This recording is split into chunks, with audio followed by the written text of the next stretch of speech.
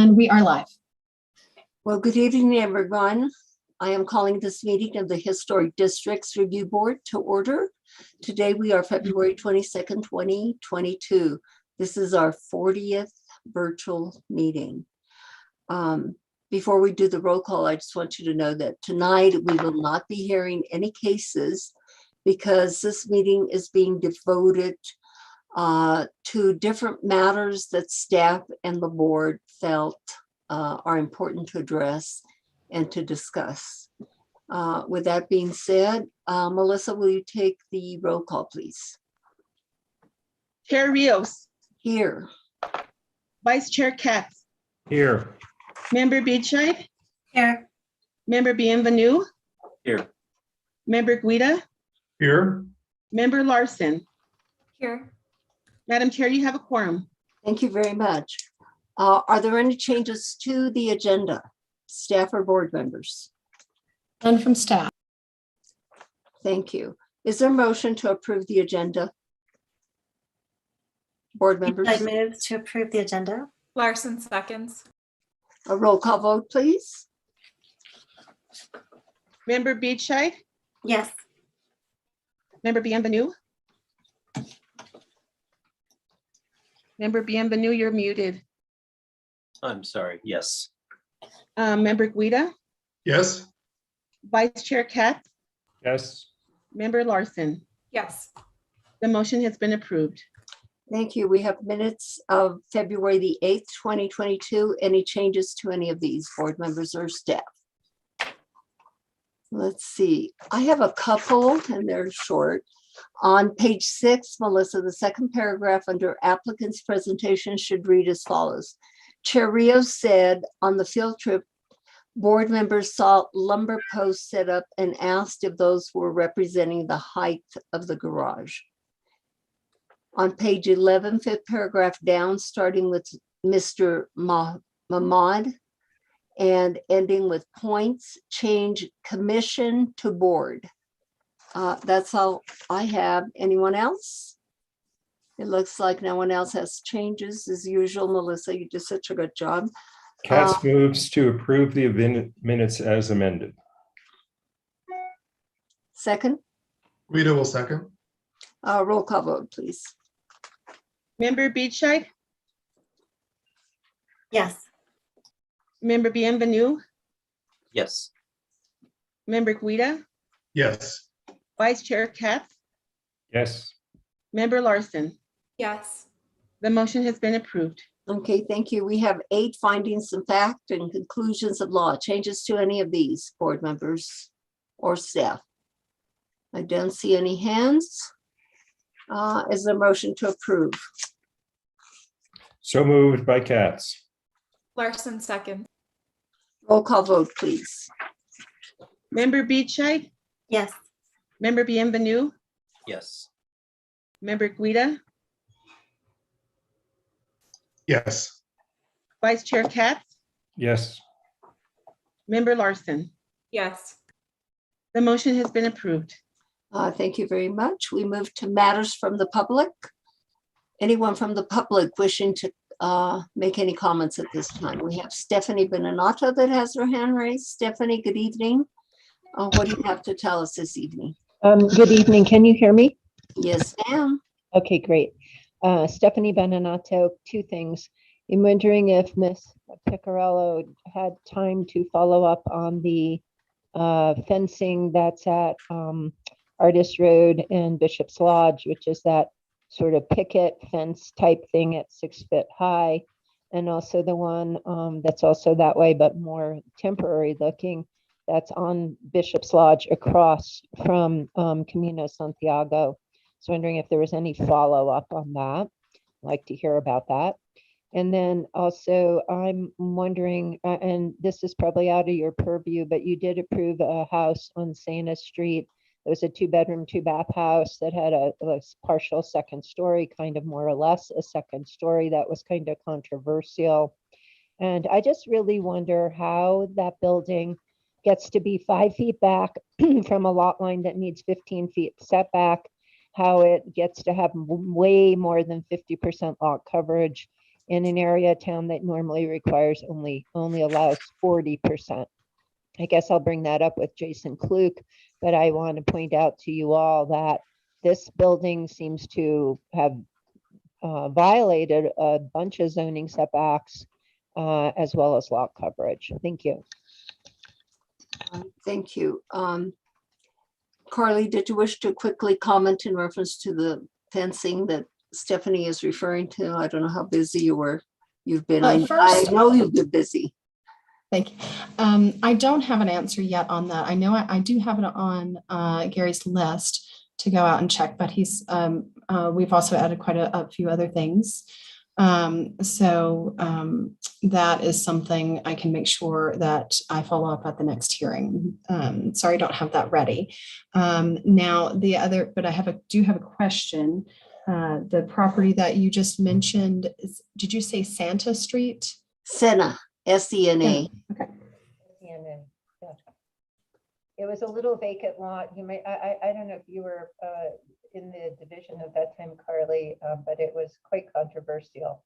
And it's the only property on Cena. Well, that's not true. There was some down further that had some development, but this was the only one that was a new structure. Okay, thank you. Thank you. Carly, I'm going to turn it over to you under staff communications. If you will address the first item, please.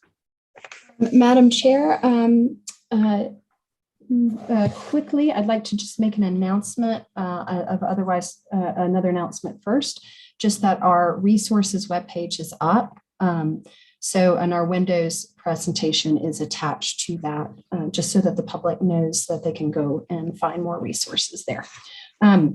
Okay, with that, our first item under staff communications is the 2021 HPD Historic Preservation Division reporting, administrative approvals, Hdrb cases, notice of violations, and red tags. I'm also going to move our inspector over because once we get to talking about red tags, he can answer questions. Okay, and I'm going to go ahead and share my screen. So this reporting is required as part of our certified local government status. It's required on a different interval. I believe it's every 6 months that we should be doing this. I don't know how often it has been regular in the past, but this is where we're going. Here we go. All right, let's start with Hdrb cases. Now, you will notice that this is a revised version from your packet. So I will read those revisions in. We looked a lot closer at the numbers in every agenda to make sure we captured not just the number of cases and the postponements, but the outcomes as well. So there are some very slight number changes. We have a total of 148 cases, 37 of which were postponed. And then the breakdown of the historic districts is over here on the right. Is this large enough for everyone to see okay? Yes. Okay. So we have 112 from the downtown and east side. As you can see, most of our projects that we've been receiving are there. Don Gaspar, we have 19. West Side Guadalupe, 11 cases. Historic Review District 3. Historic Transition District 2, and we have one landmark case. So no district on that. As far as the historic status breakdown, we have 60 that were contributing, 74 that were non-contributing, and 2 of which that were significant. Now that number does not add up to the total because we do have some properties that are either non-statused when they come to the board, or there are multiple statuses. The application types, we have a breakdown below. So new construction, which may include garages or secondary structures or things like that, as long as they are freestanding, they were counted that way. So 30 of those, 42 alterations, 32 additions, We had 33 status reviews. 6 cases were only primary facade designations. They already had a status. 10 demolition cases, and that could have been a demolition of a portal, an addition, and an addition, that sort of thing. And we had 34 exceptions requested, 3 allowances requested. And then the outcomes are we had 109 approvals, 6 of which are partial approvals, 21 of which were conditional approvals, and 6 denials. There were 6 appeals, and one of which overturned the Hrb's decision. The others either were upheld or rescinded. We can take questions on the Hdrb cases before we go on to administrative approvals. I think this is Fine. important information, but to tease out, but the analysis, this is raw data where the analysis isn't fully there. I just want to state that. Go ahead. Yeah, Carly, thank you very much. I want to say that I do want to hear board members make their comments, and I will also entertain comments from the public. And I'll limit public comment to 2 minutes. Carly, if you can help me with that. Madam Chair, would you like to take public comment at the end or between No, sections? as we address each item. And I do want to thank you for preparing this, because I think this is very important for us and the public to see these figures. I don't believe that we have never devoted, to my recollection, we have never devoted a meeting to address what we are addressing this evening. And we have never had anyone from staff give us such a report as you just gave us this evening. I want to see if any board members have any questions at this time. We have Member Larson has her hand up. Thank you. Yeah, I just wanted to say this is really helpful to see. I think especially because we haven't seen these kinds of stats before. And I know that, or I would be interested to see the difference between the pre-pandemic numbers and now, because I know that we've had quite a lot of influx of new residents, and I just would be curious to see that, at some point, if possible. Also really interesting to see the number of contributing and non-contributing and how it's almost an even sort of distribution. Thanks. Member Beachside. Thank you. Yes, thank you, Carly. This is really interesting. I would be interested in seeing maybe the next year, a comparison of the total exceptions requested versus those granted. Thank you. Member Guida. Carly, thanks for this. I think it's great to see this, and I guess to your point that analysis is not really part of this package, is just kind of raw data yet. I think probably the meaning, the things that jump out at me are the number of cases in the downtown and east side districts versus the transition district. I think the qualifying information would be information the city has, how many buildings are in each district, to know whether these are proportional. And I suppose the same kind of information exists, the number of contributing, non-contributing, or significant buildings per district, so that we have a measuring stick, I think, for at least the first half of the case, because it's hard to say whether are people not pursuing permits or going to the H board if they're not in the downtown and east side area. That would be pure speculation at this point. Thank you. Thank you, Member Guida. Carly, I am looking at these figures, and I noticed under administrative approvals, under walls and fences, you approved 34, and under windows and doors, 25. Can you tell us how you evaluate what staff reviews and what comes before the board? That's a good question. So I'm sorry, Madam Chair, you mentioned walls and fences and what other category? And windows and doors. Windows and doors. Okay. And I may, because Daniel and Angela have been working really hard to process a very large chunk of these. I may have them answer in a little bit more detail. But for walls and fences, generally we are under 4 feet and it has to meet the style requirements. So generally, if it is under 4 feet and it fits within the style requirements within the code, we can approve those administratively. Now for windows and doors, we have the breakdown of contributing and non-contributing.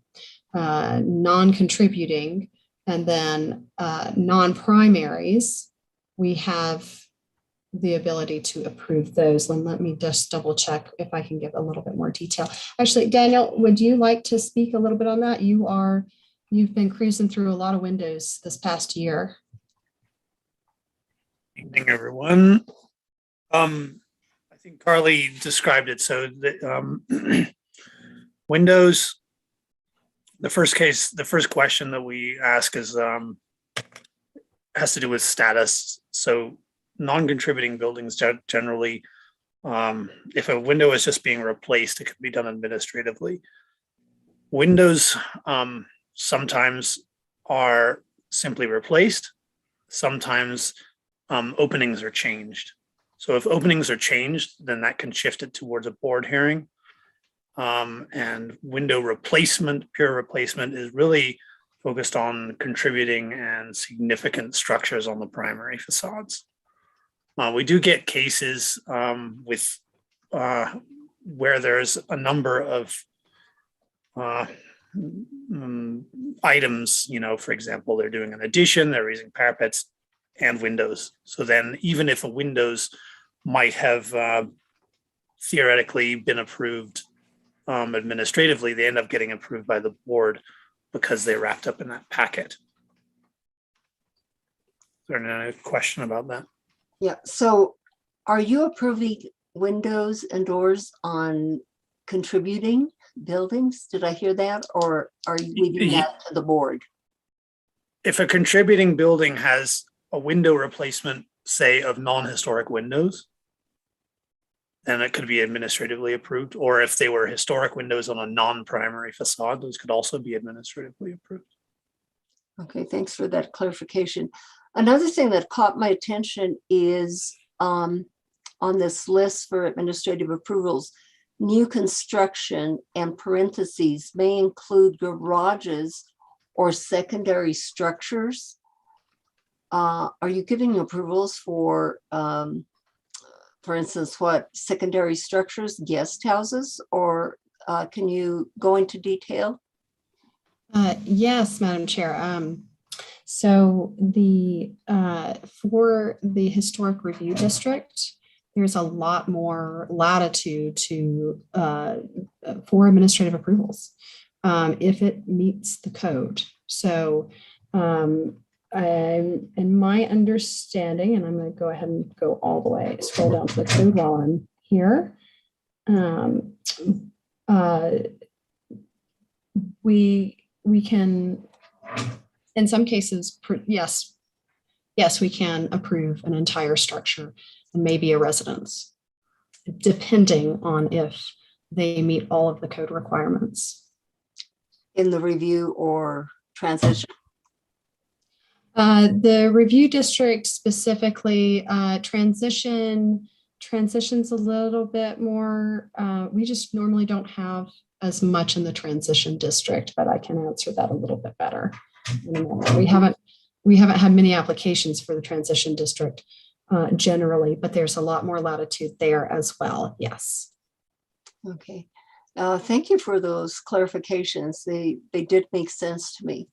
I don't see any other hands that are up at this time from board members, so I will open it to the public. And we do not have to swear anyone in. We are not reviewing cases. So I will take it to the public. Stephanie Beninata has her hand up. Yes, Stephanie. Hi, Stephanie Beninata. I too want to thank Ms. Piccarello for doing this and the other members of the staff for putting this together. I think it's very helpful. I'm a little concerned about replacing historic windows on non-primary facades administratively. I'm also concerned that new construction, including entire structures, can be approved administratively. And I mean, so for example, there was a house on Alameda across from Canyon Road Park that was a new structure. And I'm wondering why that didn't get approved administratively, even though the board eventually found that it met all conditions. So how do you distinguish what you can prove administratively and then what you think should go to the board?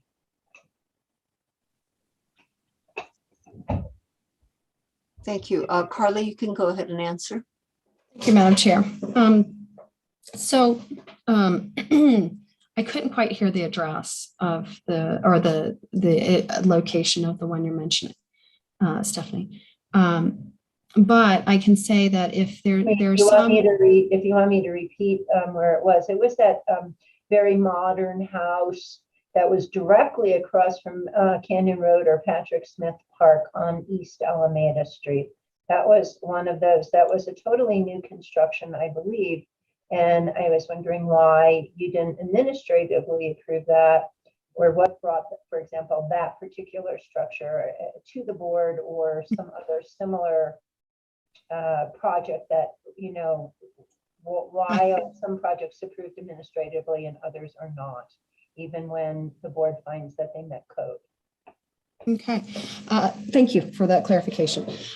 So I don't know why I have my timer on there. First we start with a historic district. That's the first question we always ask.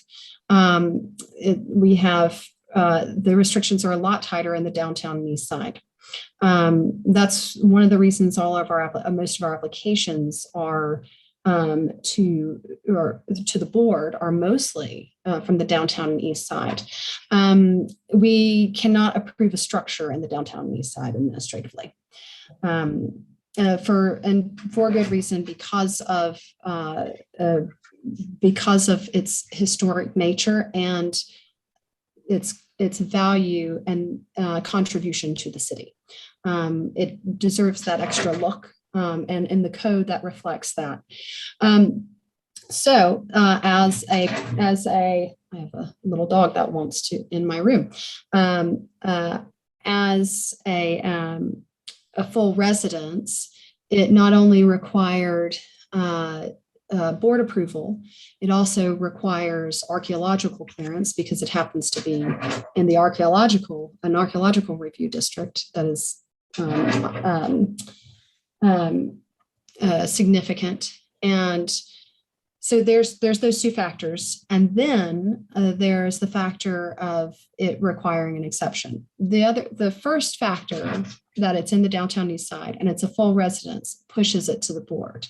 Now, if we had a residence that is in the historic review district, but it required what we considered, if it required an exception, or it was didn't meet the style, or something we were a little bit uncomfortable about because of the design, it would go to the board. Thank you. Same thing with other designs that we're a little bit like, this one is unique. This one I'm not sure about. We're a little uncomfortable with how it meets the code.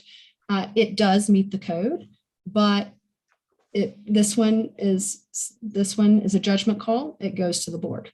So there is a little bit of judgment there, but we do follow the code really closely. On top of that, we add that layer of Is this something that feels maybe a little less than sensitive to the historic districts? And so that's a really important question that we ask: sensitivity to the streetscape and sensitivity to the district. And I think I hope I answered all that question. I believe you did cover Okay. it. Thank you very much. I don't see any other hands for this particular topic from the public. So Carly, we will move on to, oh, I see Member Benvenue has a comment. Yes, Member Benvenue. Thank you, Madam Chair. Just for my own clarification, Carly and Madam Chair, just before I joined the board, I was given a document from the previous HPD manager that outlined when administrative approvals were permitted as opposed to requirements for H-board approval. And I thought that that had been a document approved by the board and had become, in essence, official policy, that the board had delegated those determinations to staff. And in that, it does specifically call out the Historic Review District and Transition District as permitting staff to review applications and approve standards for new construction in those districts and only those districts. So that document seems to answer the question. Thank you for bringing that up. That document actually is posted on several of our staff's desks. It is not online at the moment. The current version that was given to me before or right after I had started has Sally's signature and is waiting in the land use director's signature.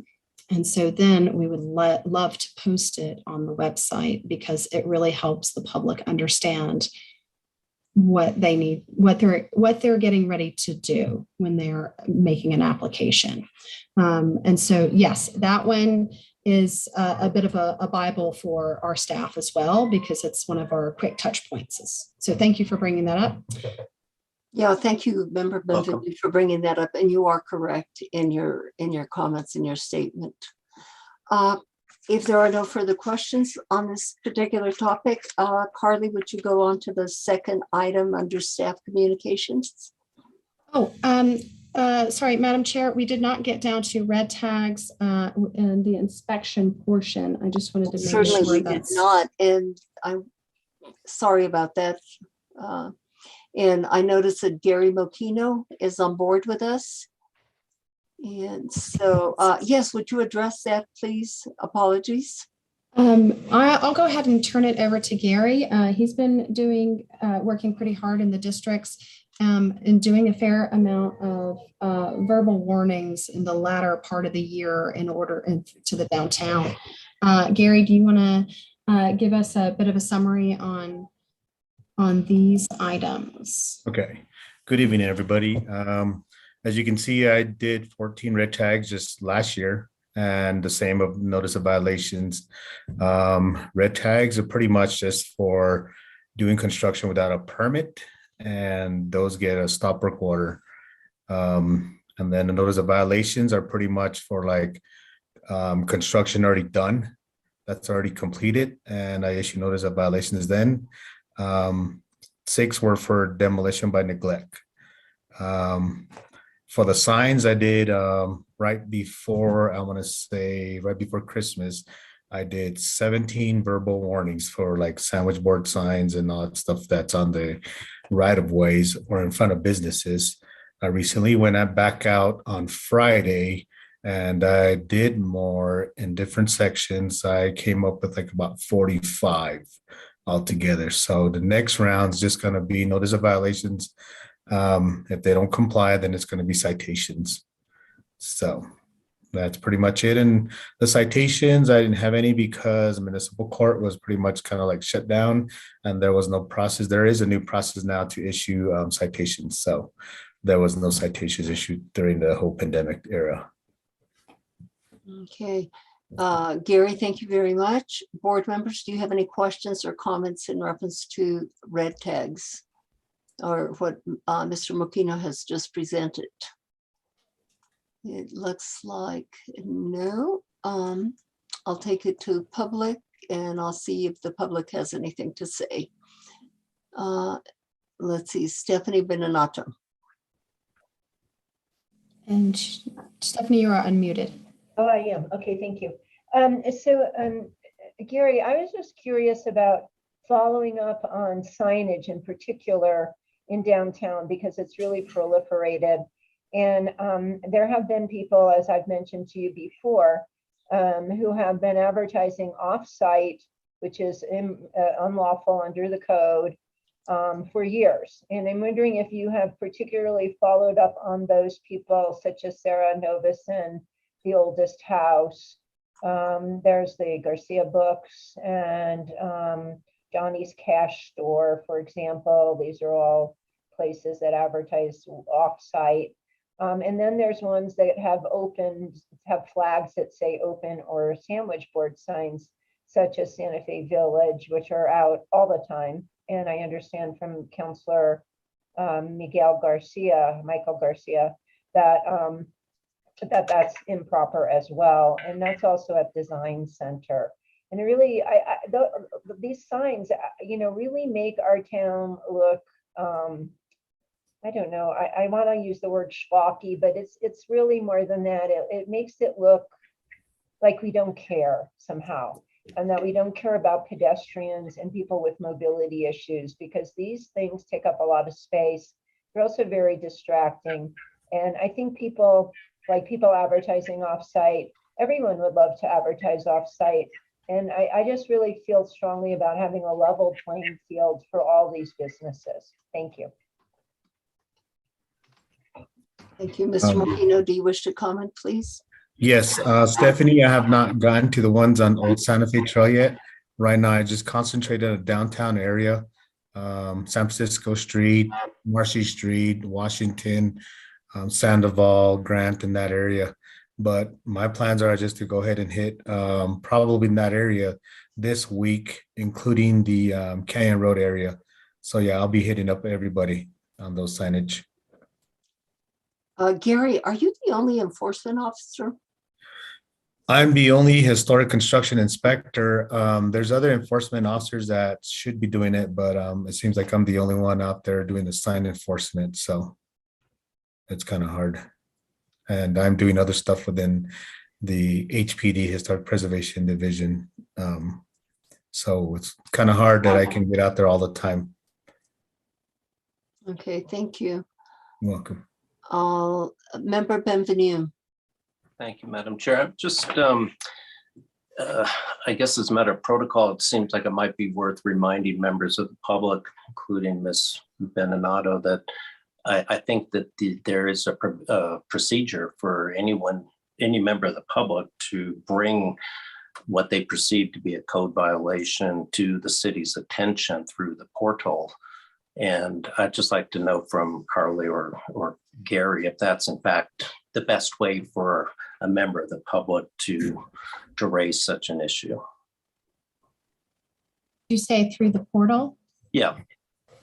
That and our emails are published online. Either is actually perfectly acceptable. That's fine. We definitely accept emails because it's very helpful.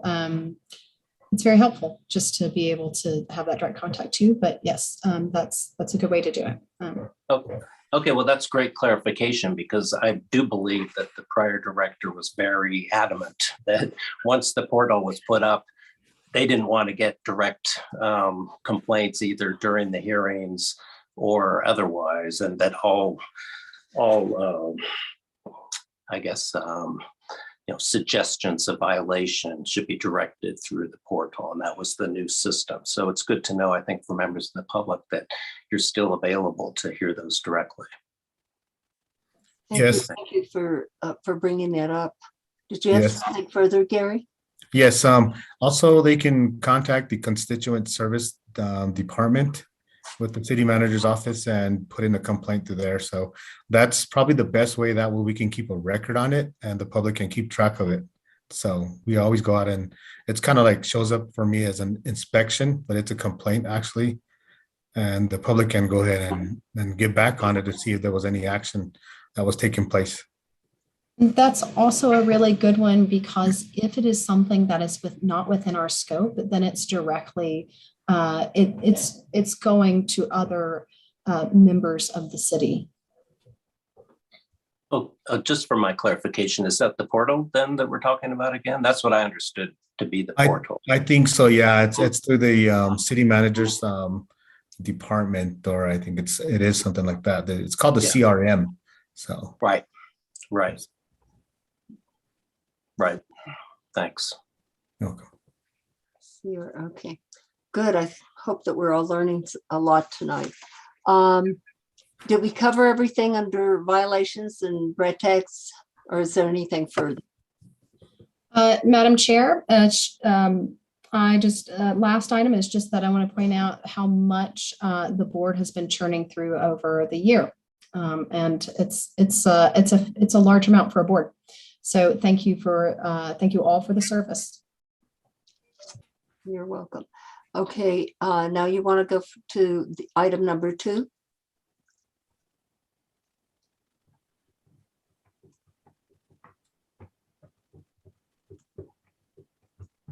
Item number 2.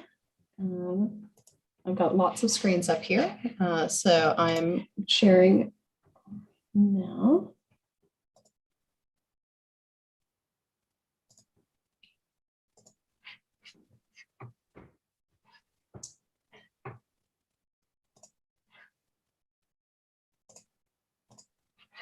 Forgive all the clicking around. Here we go. Okay, we have parklets and outdoor dining areas in the Santa Fe downtown area. And we're focusing on the Santa Fe downtown area just because that's where these outdoor dining applications are going to start coming from first. So this is an informational presentation on these temporary structures and what can be expected from future applications for permanent parklets.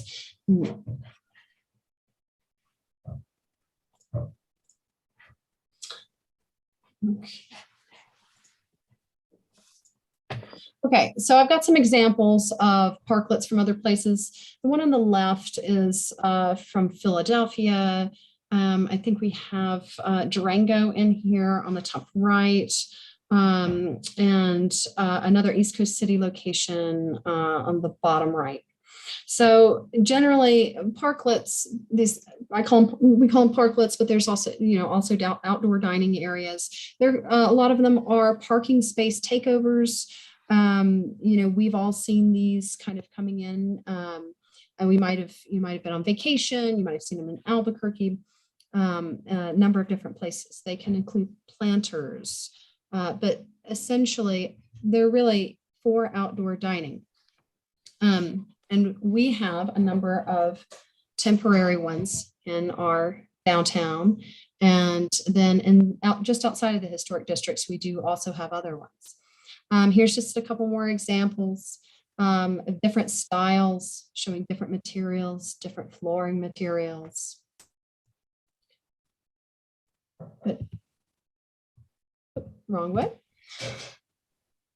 Oh, here we have our temporary ones because they were permitted during the pandemic. They were temporary, which means 90 days, but they were extended to allow for more outdoor dining opportunities, to allow people to continue to frequent these restaurants that weren't either able to do indoor dining early in the pandemic, we all remember, and then now more recently still would prefer to dine outdoors.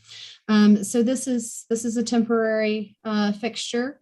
The reason this presentation is coming before you is that these temporary parklets are going, their temporary status and approvals from the city are going to expire pretty soon.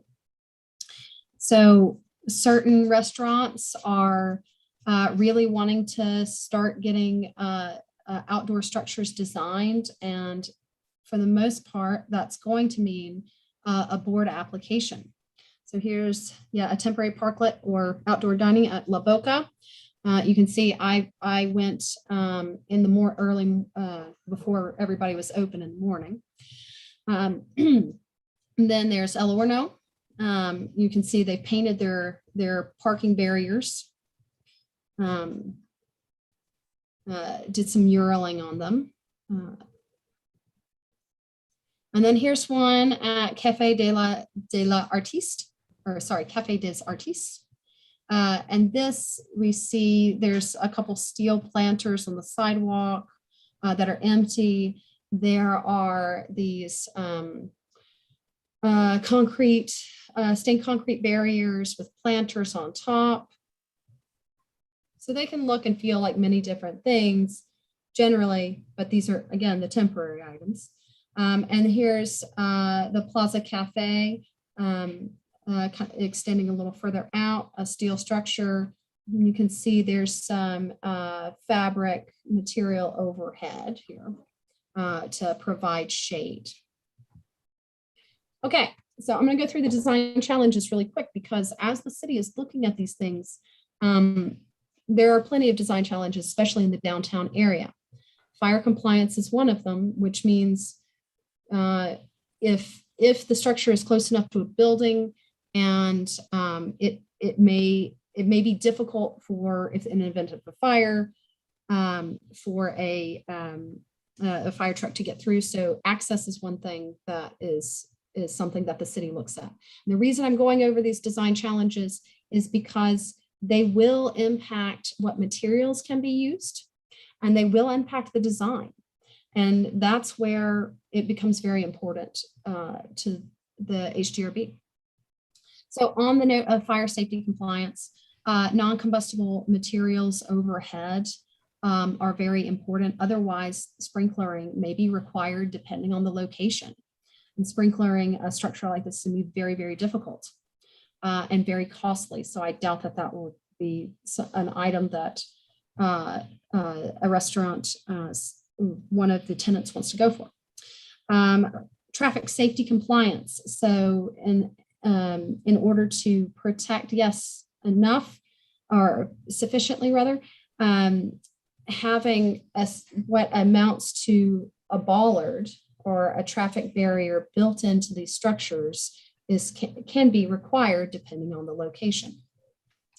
ADA accessibility, so you can get on and off, so that typically that may be a raised floor, and then that impacts drainage. So if there's a roof structure, then that drainage is going to be a very important thing. Maintenance and durability, and of course, protecting guests from the elements. We have some harsh elements here, but we have a long season for outdoor dining. And so there are an array of overhead, temporary umbrellas, other kinds of materials that can be used. Now, when we look at fire restrictive requirements, that can mean that it's very difficult to use fabric, because it either has to be a Class A rated fabric, where it's fire resistant material, or it's a combustible material overhead. So, and then the last item that is a design challenge, of course, is the Historic Districts Design Code, where we sit.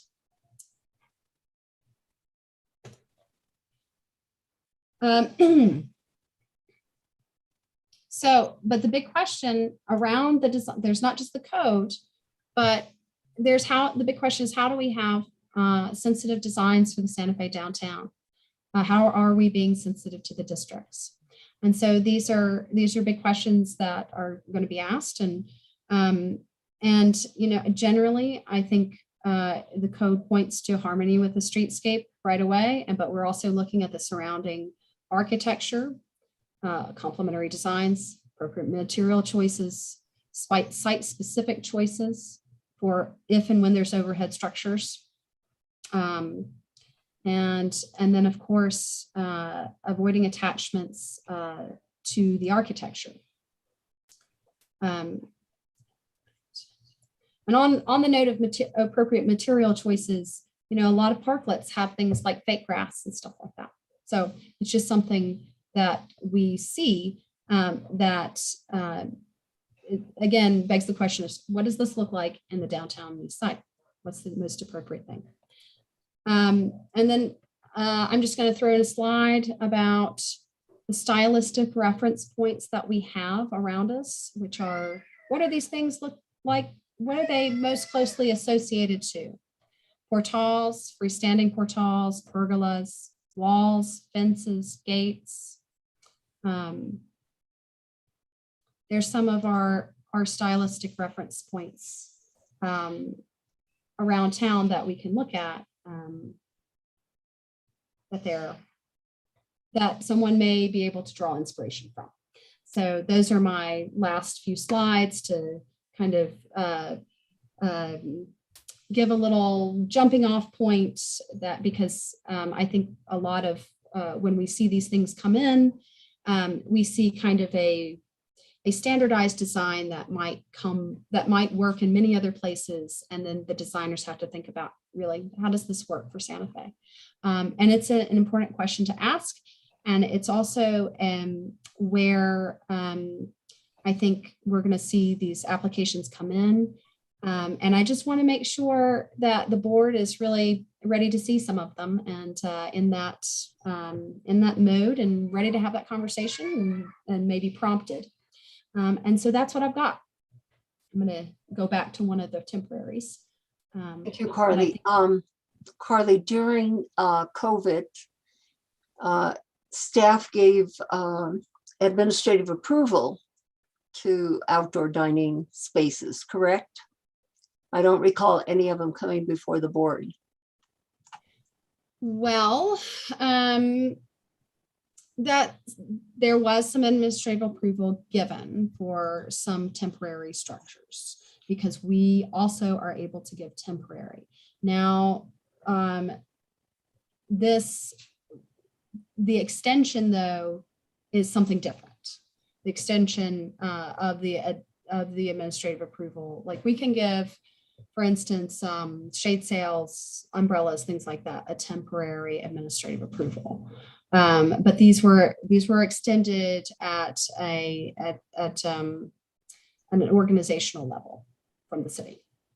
Mm-hmm. And in your report, you talked about temporary structures and permanent. So would you discuss with us, would you tell us what would be coming before the board? These would be permanent structures. So what we're seeing in the downtown and east side right now are these temporary structures that got extensions.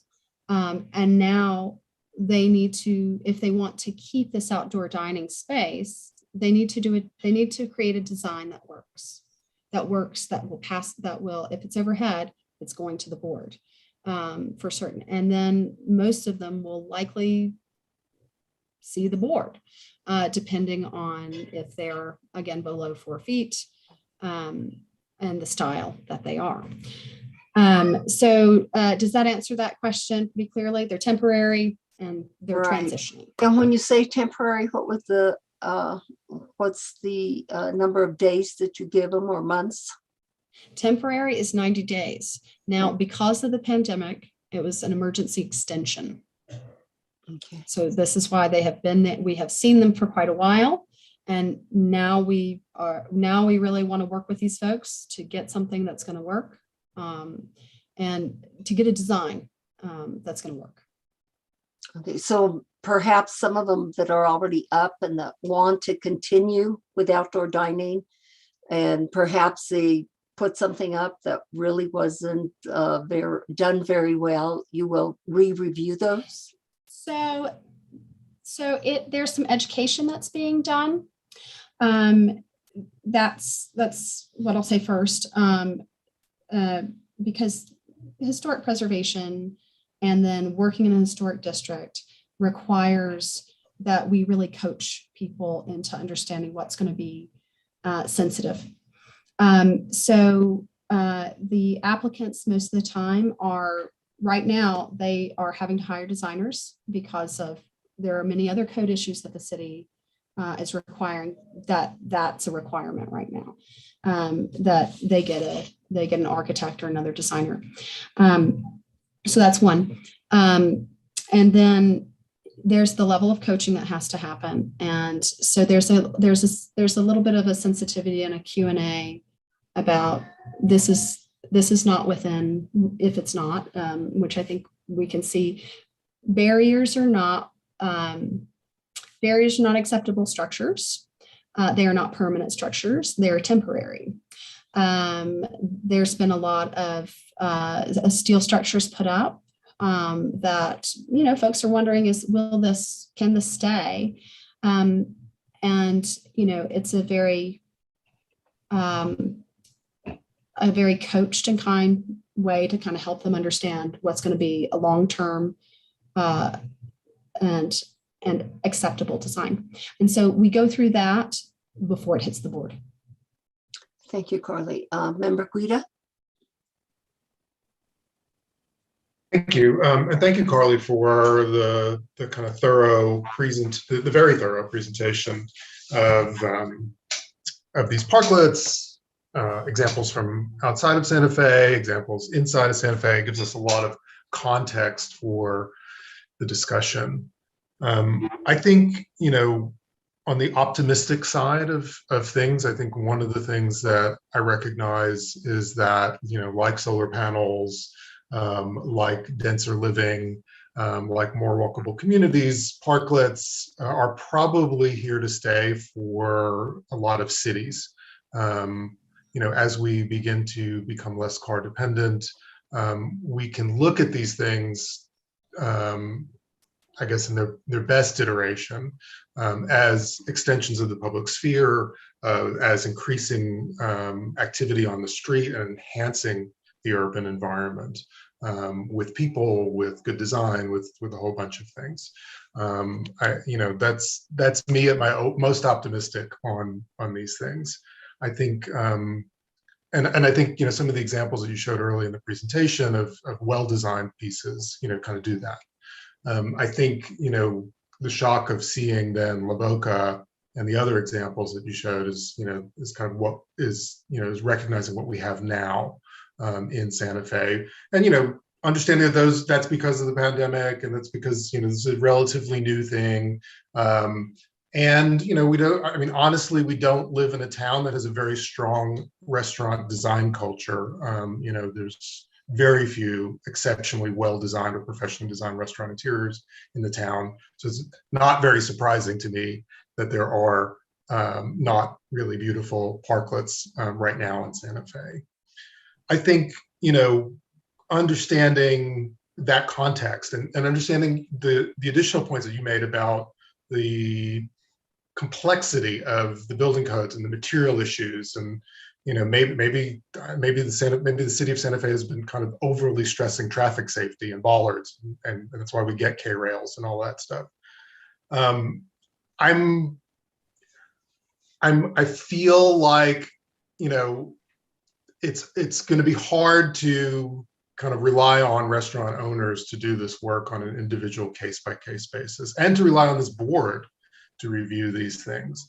It seems like the cards are stacked against this being a good design exercise, both culturally, both in terms of what the construction spending is on this thing, and therefore what the likely architectural fee is with it. It would likely be a small architectural fee. And then there's just the question of all of these additional expressions on the street. Again, these expressions might be better than the car that's parked in that space. And people on the street is a good thing. But it leads me to think that, the one thing that you suggested towards the end, that the possibility of standardized designs, ones that addressed a myriad of issues, like, what does a roofless one look like? Or what does a shade structure look like? What does one that can be enclosed in winter look like?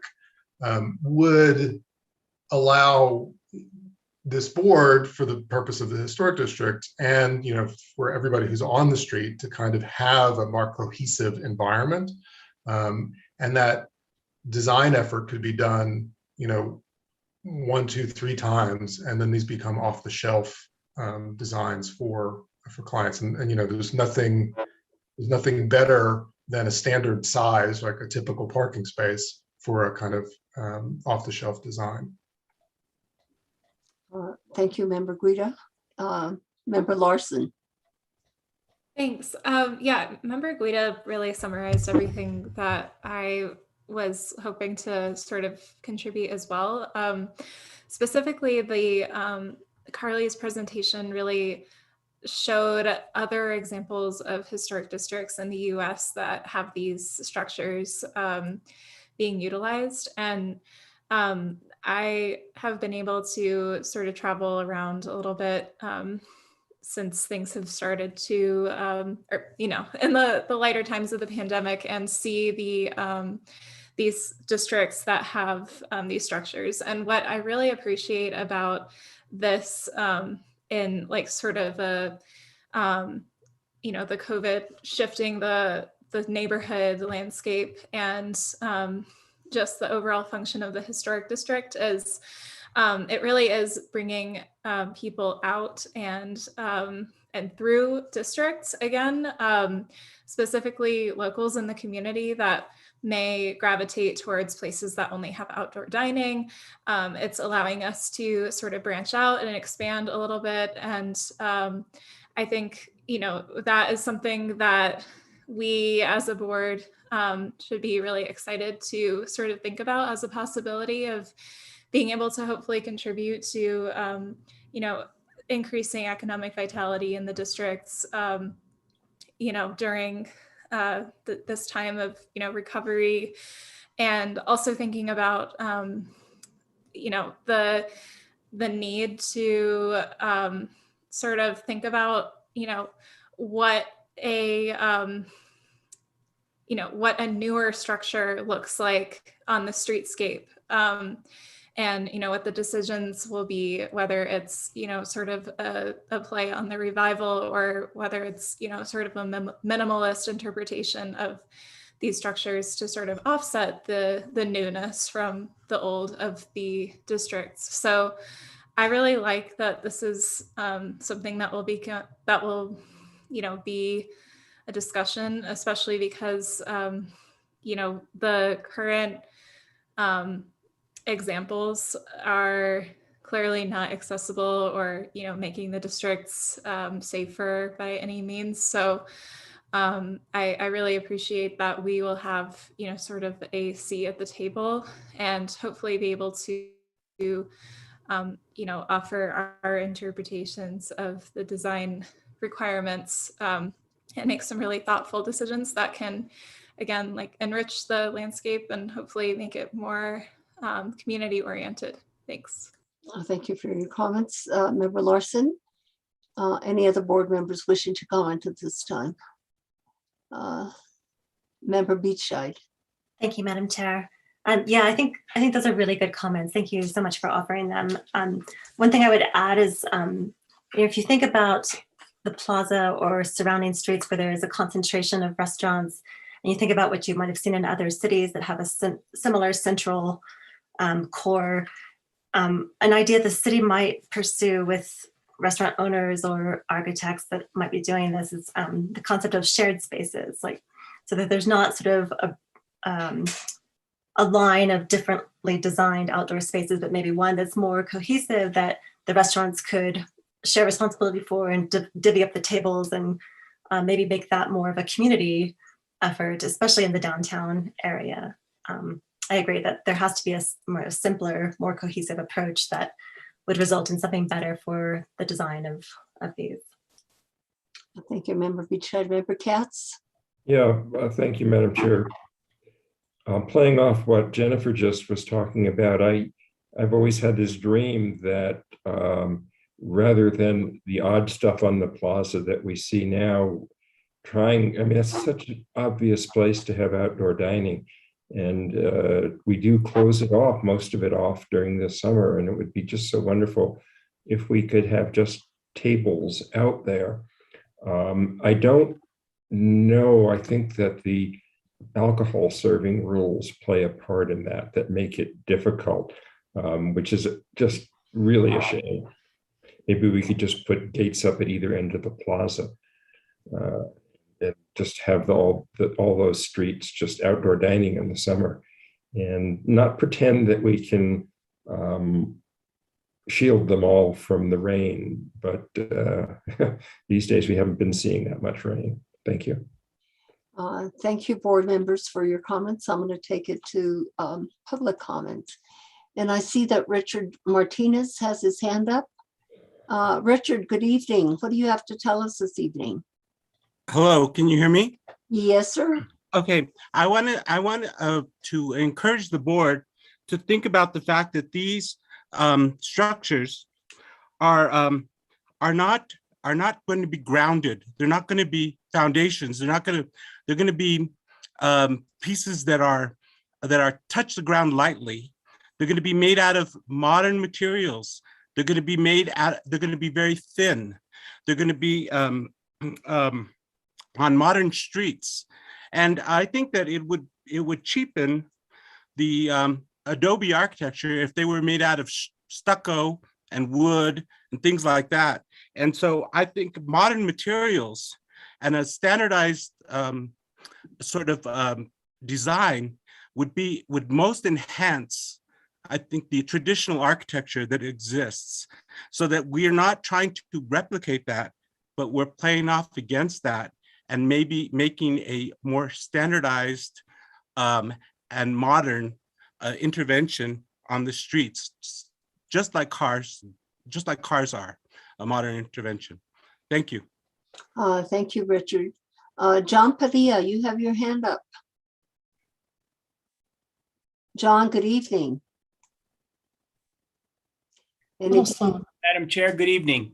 Thank you for the opportunity to make a statement before the board this evening. I want to thank the board members for their comments, everything from a standardization of the parklets to the idea of closing off the plaza, making it almost European piazza type of situation. And a special thanks to Carly for the work in putting this presentation together this evening. I think it's very important. There's two areas that I want to address. The idea of the parklet, which is not a new idea or a novel idea. It's done throughout the country. She showed some good examples of very small parklets that are done right on the curb in front of many a restaurant, and we've experienced because of the pandemic. The other thing that is significant, the kind of mishmash of areas that were quadrant off on the plaza that were sometimes unattractive, sometimes utilized at their best to try to protect their customers from the elements. I think the idea of closing down the plaza to a larger area to make it feel almost European piazza type of situation would be a definite plus for our community, and a definite plus for the restaurateurs and others that are downtown. I think it would be very significant. Member Katz is very correct in the fact that alcohol and tobacco will be very limiting to the areas that these restaurants can expand their liquor license into. So I mean, it will limit their footprints, so to speak. But I think the idea of closing down the plaza, limiting vehicle traffic through the plaza would be an important move also to consider. Allowing the access for emergency vehicles in and around the plaza whenever needed is also an important factor. But I think the idea of gaining additional footprints for these restaurateurs onto the plaza would be significant, and one that I would very much support. I like Member Guida's idea of a standardized package type system that can be utilized, incorporated, and expanded or contracted as needed for these locations would be very beneficial, economic, and an ability for some restaurateurs to actually look at expanding their footprint. So thank you very much for the presentation this evening, and I'm in favor of trying to get as much additional footprint, European kind of piazza style into our community, which could be a very positive condition and situation for the downtown area. Thank you very much for the opportunity. Thank you for speaking, Mr. Padilla. We'll take it to Stephanie Beninato. Good evening, Stephanie Beninato. I support the idea of having some kind of standardization of design, but I would really like to emphasize the need for compatibility with the downtown historic architecture. I think that to have all these other structures that are supposedly permanent, even though they may not be attached into the ground, I think they'll be in front of buildings. It'll be very hard to see. And, unlike some of the photographs shown, we do not have really wide streets and we do not have really wide sidewalks. And I appreciate the idea of closing the plaza. I have thought about that for years. But I'm also concerned, I'm also concerned about pedestrians and just community, and I do mean really community use of the plaza, such as gatherings, political gatherings, social gatherings, music, things like that, that if there's too much of these parklets, which I really think we should call them outdoor dining spaces and be really clear about what we're really talking about here. That it would take up too much public use. And I also wonder how the city is handling this legally from an anti-donation clause. And I know that's not you. And I just want to say, excuse me, if you would just let me say one more thing. I think that there are some elements that you could use, such as the Ramada roof, and perhaps put some plexiglass or something like that under it so that it would look more like Santa Fe style. It would blend in more. It would feel more open. And I think that's also having permanent structures is this very feeling of getting closed off and not having really public space just for really public use, community use. Thank you. Thank you. Anyone else from the public wishing to speak on this subject? I don't see any other hands. I'll take it back to the board. Any other board members wishing to make comments in reference to the parklets? I just wanted to say, if we do have standardized structures, they absolutely, I believe that they will and they should be in harmony with the buildings that are existing in the downtown area. That would be my comment. Carly, did we cover everything under parklets or outdoor dining? Yes, Madam Chair. Well, I'll just address the liquor issue.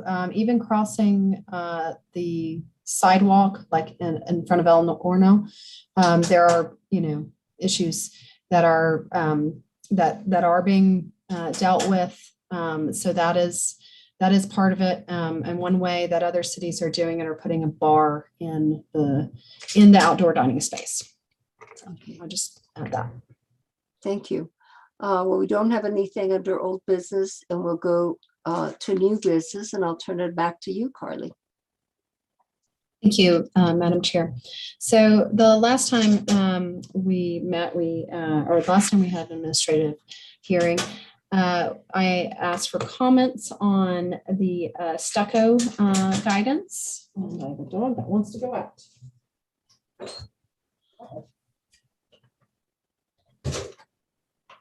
Excuse me. Yes, I requested comments on draft stucco guidance. And now we have a revised version picking up many comments.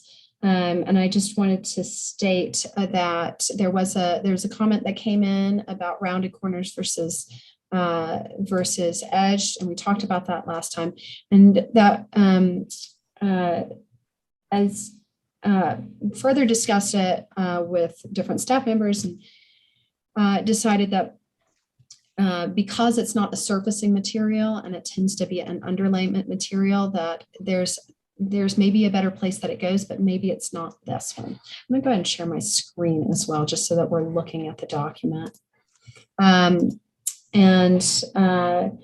Again, this document is, the purpose of it is to really provide folks with guidance and some understanding on how to treat their buildings and where to start. There's often many questions, and this can troubleshoot. We answer repetitive questions all the time, and this would be there to post online, help the public with their understanding, and then give them some color advisement. But it's in the same structure, purpose and intent, the Stucco Styles, some verbiage around the different kind of styles and their importance to the buildings, whether it's adobe finish, pebble dashed, dry dashed. We added some more language in there, added mud plaster, added some verbiage about paint, the use of paint. It comes up often that folks really want to paint stucco. And generally that is unacceptable to paint stucco. It makes it very, very difficult to restucco a building. And then we made some changes for specification on colors that are allowed and some verbiage that they can be administratively approved. And then colors that require Hdrb approval. That was requested as a change so that that is much more clear rather than preferred, non-preferred. And then a little bit of information on stucco approvals and the Hdrb approvals, how that's submitted as the application. And then, we do have the LRA stucco chart, but it just is our touch point. So we added a note about the use of, this is a color chart that can be compared with other color charts. The discussion internally has been, if we go with Pantone colors, we could go with Pantone colors, but that almost makes it a little bit harder. So there are different suppliers. So a little bit of verbiage to state, this can be compared with the Parex color chart. But if we went with Pantone colors, my concern is a sample would end up in the field being something very different than we'd hope. And that sometimes happens anyway, but that's the update on this document. And I'll leave it at that. I'll turn it over. Any questions? Board members, do you have any questions? Member Katz. I just had one suggestion, if I might. You talk about the different kinds of surfaces. And so much of what we do it's all about what it looks like. And I have the same frustration. We'll probably talk about it later in the way we approach the cases. But the thing that I want to see on a case is what is there now and what is it going to look like before I have to read the description of it. I think that's so important. So on this document, when you just, a simple thing is where you talk about the different types of finishes, just examples of those would be helpful to people, I think. Thank you. Member Benvenu. Thank you, Madam Chair. And thank you, Carly, for preparing the document and also for some of the revisions, in particular, the first two columns of the colors allowed under the portal and otherwise, that I think makes it much clearer what is intended in those two columns. I'm still just a bit confused or perplexed by the third and fourth column and what the distinction is between them. So the third column, colors requiring Hdrb approval, I understand that my interpretation of that is those are colors that can't be solely administratively approved and must come before the board. And it looks like the first 6 of those are ones that probably pertain solely to colors under the portals, and the rest of them would be for the building. Is that generally what we're looking at in the third column? Yes, so the third column where you see them repeated from the second column, cameo, yes, they're fine for under the portals, but for the entire building, it would be considered a white. Okay, so I suppose that you can figure that out by studying the document, but that may be something that could be clarified, that the first group is for under portals and the second group is for the building itself. But then I still don't understand what is the distinction between that and the last column, colors not preferred, and what does it mean to say they're not preferred? So they would require, not only would they require Hdrb approval, but in the downtown and east side where that asterisk is for Cottonwood, and often and then Dove Gray, they generally are not in harmony with the streetscape. So in some cases, they might even require an exception. And on this side of things, on the staff side, the goal is to try to coach the applicant into compliance first before going for the exception generally. So that's where, I mean, they could be slid in to this requiring Hdrb approval just with a little asterisk, but the history of cases has been that those tend to have required an exception. Okay. Or been not within the streetscape. That, I mean, from my perspective, it would be clearer if they were included in the third column, because their colors requiring Hdrb approval, but they're also distinguished from the others by the fact that they are not preferred or considered not in harmony. So the asterisk is, I think it's confusing because you have 2 colors in the fourth column that are not preferred, but the asterisk applies to 1 in the fourth column and 1 in the third column, which sort of begs the question of how these various columns interact with each other. And to me, it might be clear if your intent is what you just described, to include Cottonwood and Dove Gray in the third column, and then have asterisks against Desert Rose, Cottonwood, and Dove Gray. Does that make sense? Yes. Got it. Thank you, That makes a lot of sense. I agree with you, because when you have colors not preferred and you have those 2 colors under that section, it's a very iffy thing. Is it allowed? Is it not allowed? Where it's not preferred, but either the colors should be allowed, or in my book, they either should be allowed or they should not be allowed. So I also would move those to another column, or have further discussion on should they even should those colors be in any one of in the third column, or be in any column. That would be, Member Benvenu, did you have something further?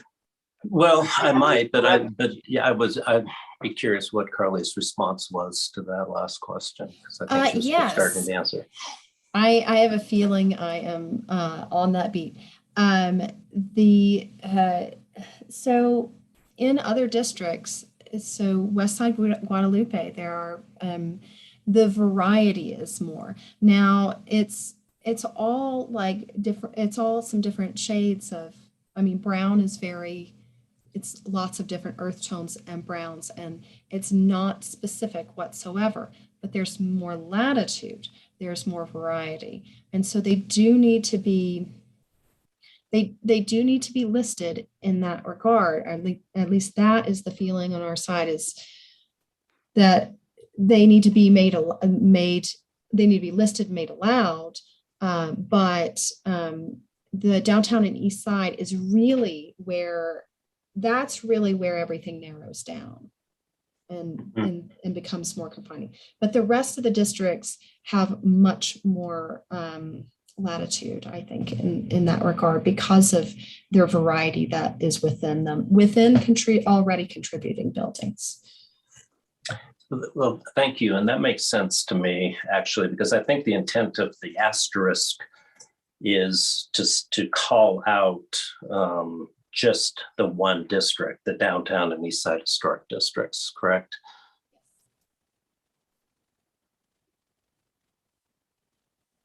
Is that a yes? Oh, so I'm sorry.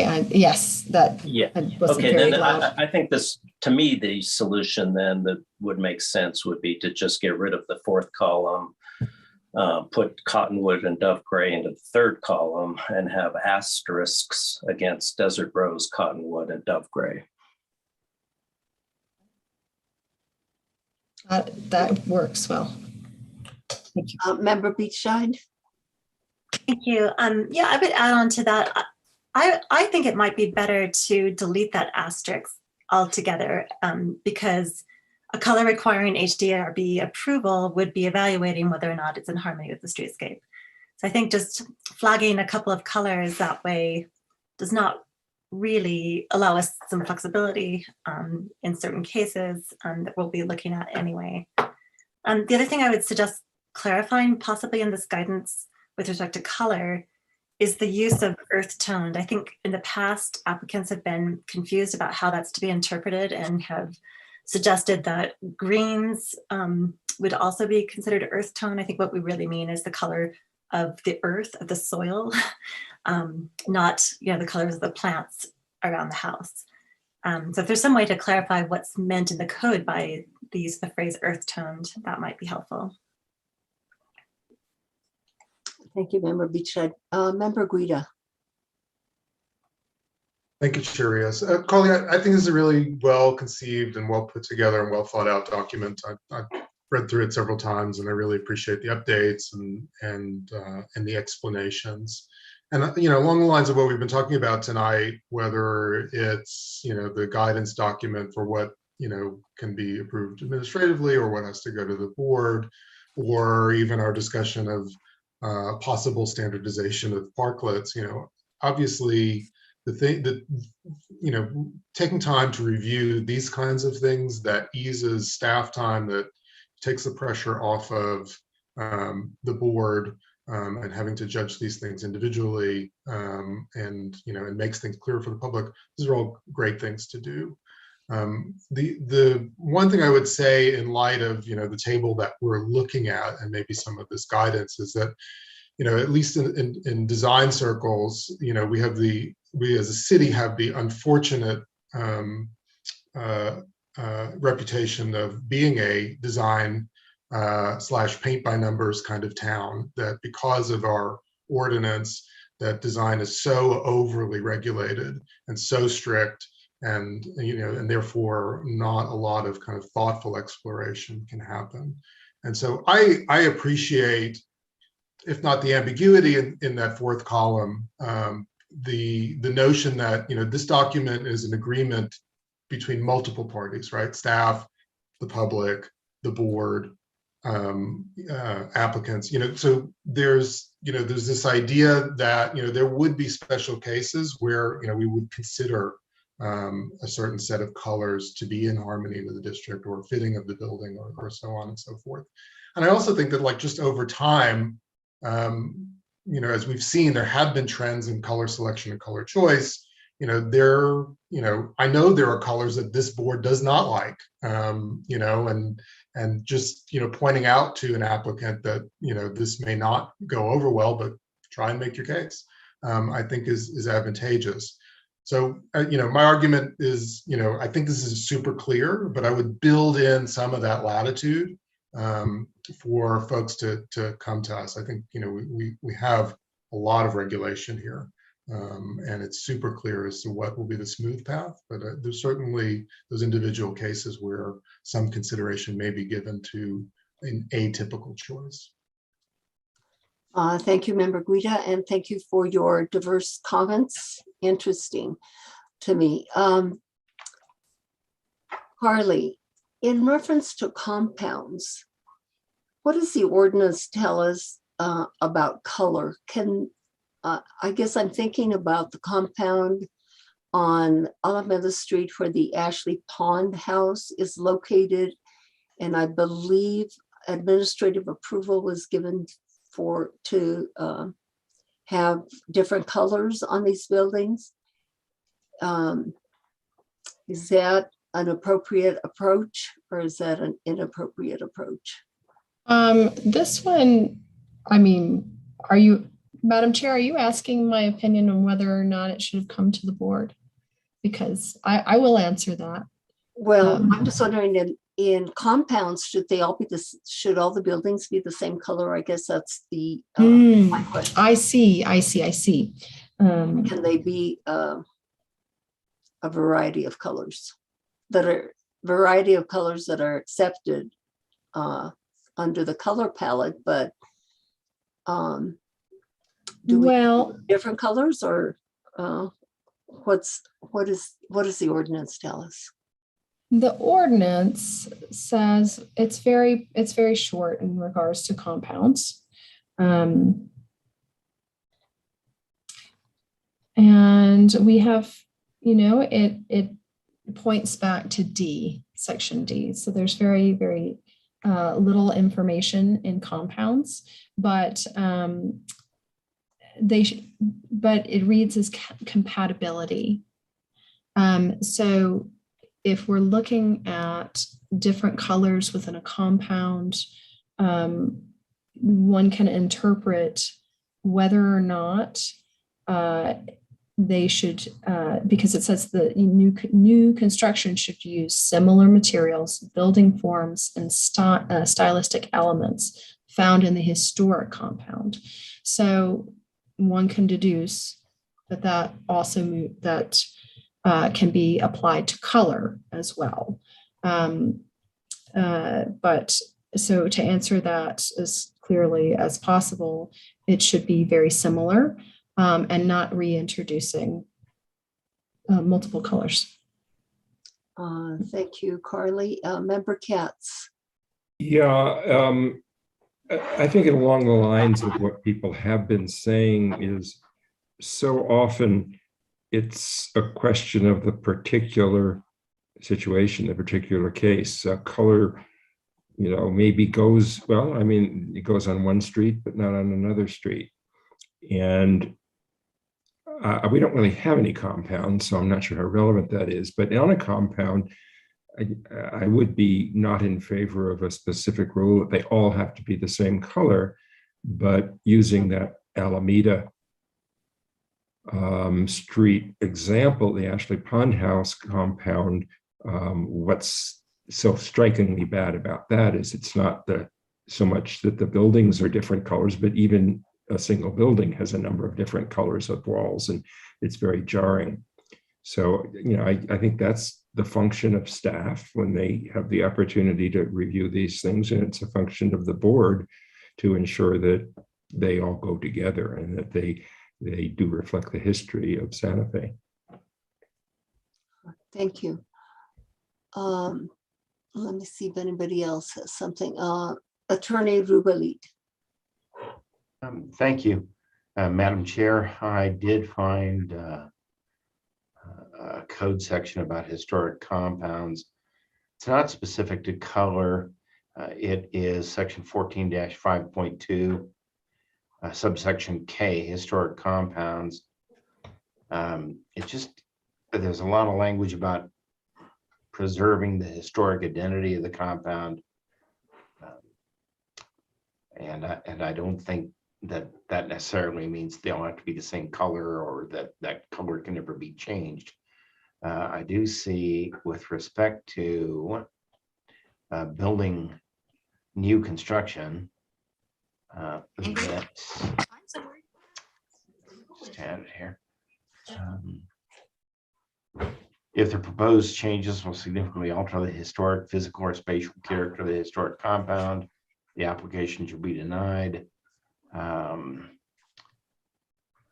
see. I just found something about additions to existing buildings and new construction and landscaping in a historic compound shall be undertaken in such a manner that if removed in the future, historic form and integrity would be unimpaired. I'm sorry, I lost, what do we have here?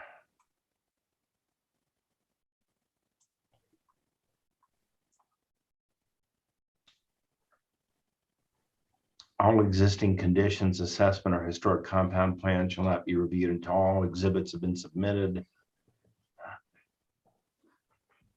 I'm sorry, I found something that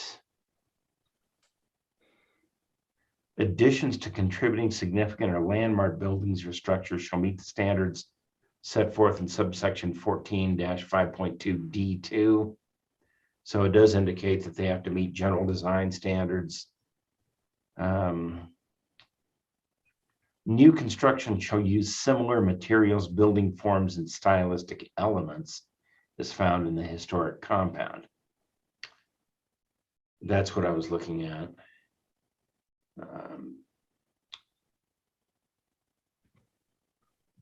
The location and new construction should be considered so its physical relationship to other buildings is similar to the spatial relationships in the compound. So other than having a similar style and having similar stylistic elements, there's really nothing that specifies the colors. I would assume if it's in the east side and downtown historic districts, we'd have to look at the earth colors as they're specified in 14-5.2E, but it's not real specific. Thank you, Attorney Rubalid. Any other comments, board members? I think Member Guida had his hand up and I think it went back down. So I will go to public comment. We have Craig. Can you hear me? Someone named Craig has his hand up and you have the floor, sir. If you will unmute. Hi, this is Craig Hoops. Oh, hi, Craig. I think having columns 1 and 2 is very good. I think it gives everybody a chance to fit within the ordinance without having to go through a lot of concern about colors. I do not think that columns 3 and 4 should exist. I think there are many, many, many more colors than what is listed here.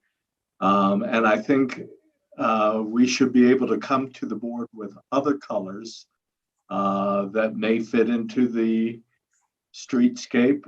And I think what should happen is that colors coming to the board for approval should be prescriptive, saying, you know, less than 50% light reflectance value should be earth materials, whatever, but it should be a something that is prescribed and not something that is enumerated. Thank you. Thank you. And I believe that Member Guida made a point that an applicant can come with a color that that applicant feels is right for that particular project, and then it would be evaluated. So that was a point that was made. Stephanie Beninato.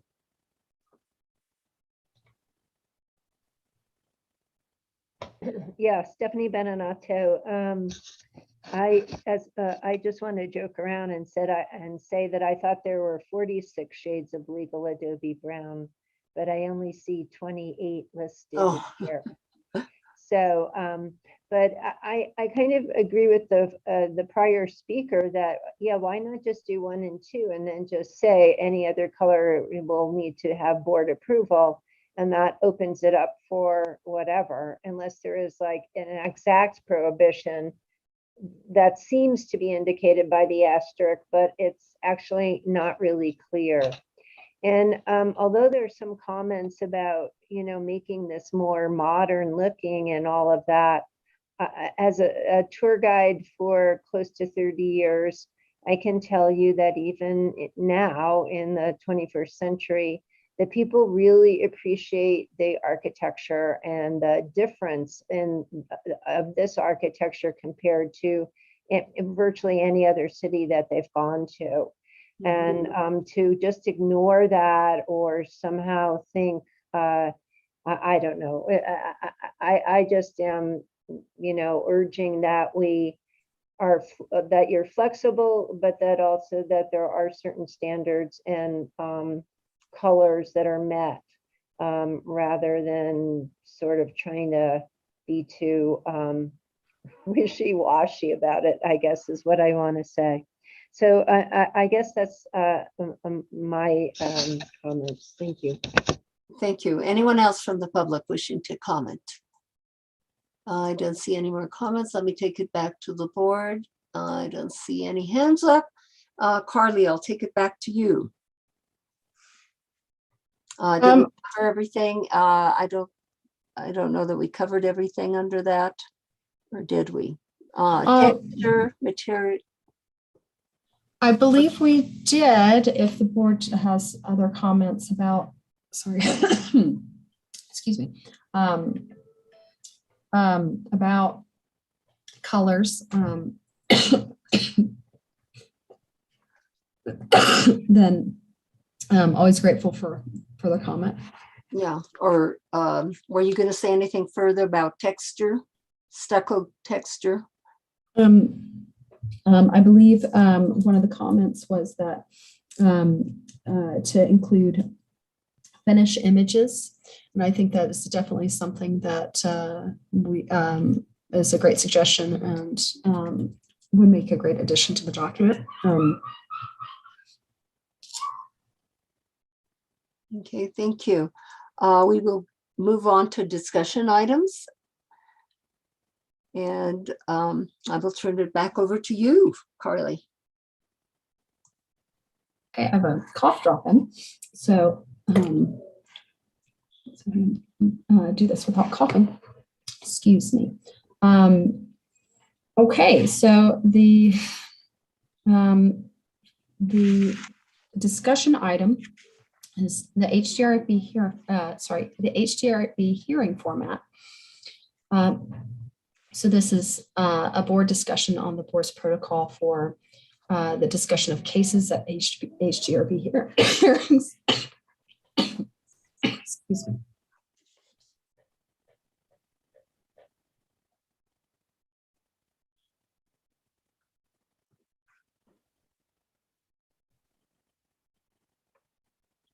So sorry.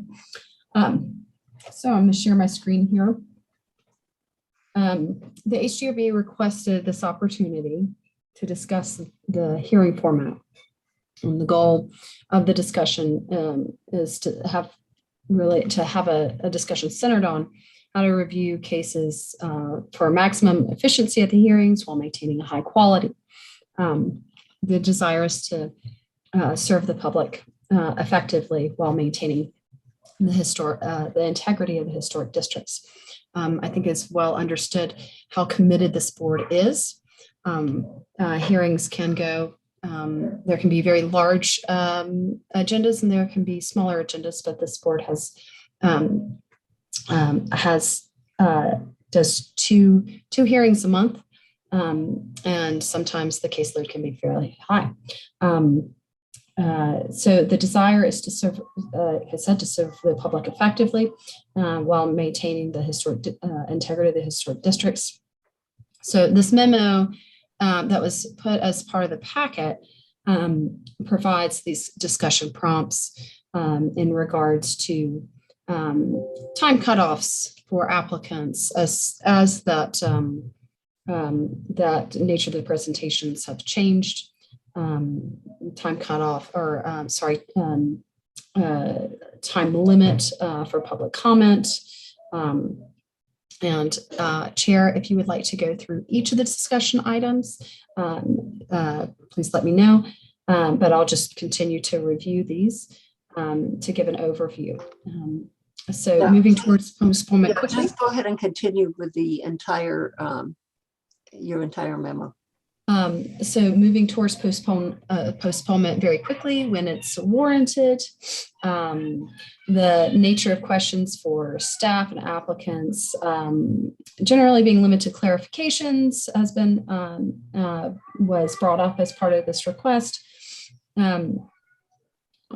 Basic case information and descriptions that are shown in the packet are sometimes reviewed for public, for the good of the public, rather the benefit of the public. But those packets are also available to the public. There's been conversation about the relevant images being on screen. So I have a note. So if when staff's has maybe not the image that is being referred to, that could be either can be requested or there's care taken for in that moment of discussion to follow that discussion well. And then the board's purview is the design and the preservation of the historic material, character, streetscape of the historic districts. And I should say, and landmarks. But also the discussion of building code and zoning issue that goes beyond the purview of the Hdrb is oftentimes or mostly is addressed or should be addressed in the preliminary zoning review process. So the board has established that the goal to be more effective, not less thorough. And this conversation is for the consideration of time and spending it judiciously and effectively. I think this board particularly encourages citizens to participate and wants to continue to do so. And from there, Madam Chair, I will turn it over to the board, either to go point by point, however you choose, Madam Chair. Okay, Member Katz. Thank you, Madam Chair. A lot of good ideas here. I think one of the things that we've sort of started implementing is to have the applicant describe what the style of what they're doing. I mean, I would expect that staff would introduce the case by saying, you know, this applicant wants to build this in this place. And then basically, so we know, okay, they're going to build an addition, they're going to build a wall, they're going to build whatever. And then the applicant would be able to describe what they're doing and how it fits in. And I think that would be very helpful. As I indicated earlier, crucial would be, I would hope that the applicant would start out with the images of the before and the after. And this is what the change that's happening, and this is what it's going to look like. I have a real problem with being too restrictive on time. I think I have seen a lot of upset. Generally, it's the big cases, and I can understand why there's this feeling of being constricted by a time limit and why you need to have a time limit. in those big cases. We don't get that kind of thing. We don't get the big developments like the one by the Zia Station or the Old Pecos Trail that are happening now in the city, but outside of our districts. But it seems to me that we don't usually we've had some long meetings, but I think largely the length of those meetings have been because we are talking amongst ourselves, and I hate to see us limited on that score. I don't think that we have had long meetings because there've been a line of 50 people who want to repeat what the other guy said and go on and on and on. And, you know, when you have those, and I think a little bit maybe the cell phone antenna at St. John's raised that thing, you know, that's maybe when you do need to listen to the public. And yes, if we have to stay long on that, you know, once every 4 months or 5 months, I think we can survive that. The one thing I don't know and that I would be interested in hearing discussions about is staff recommendations. When and do they just say, oh yeah, I think that's good, or I think that's bad, or should they be a little more explicit about what they're talking about? Thanks, that's all I got right Thank now. you, Member Katz. I agree with Member Katz that we have never had a limit on the applicant being limited. We have never had restrictions on that. And I would tend to be reluctant to do that. But I would encourage staff, when you are in the process of reviewing the application, to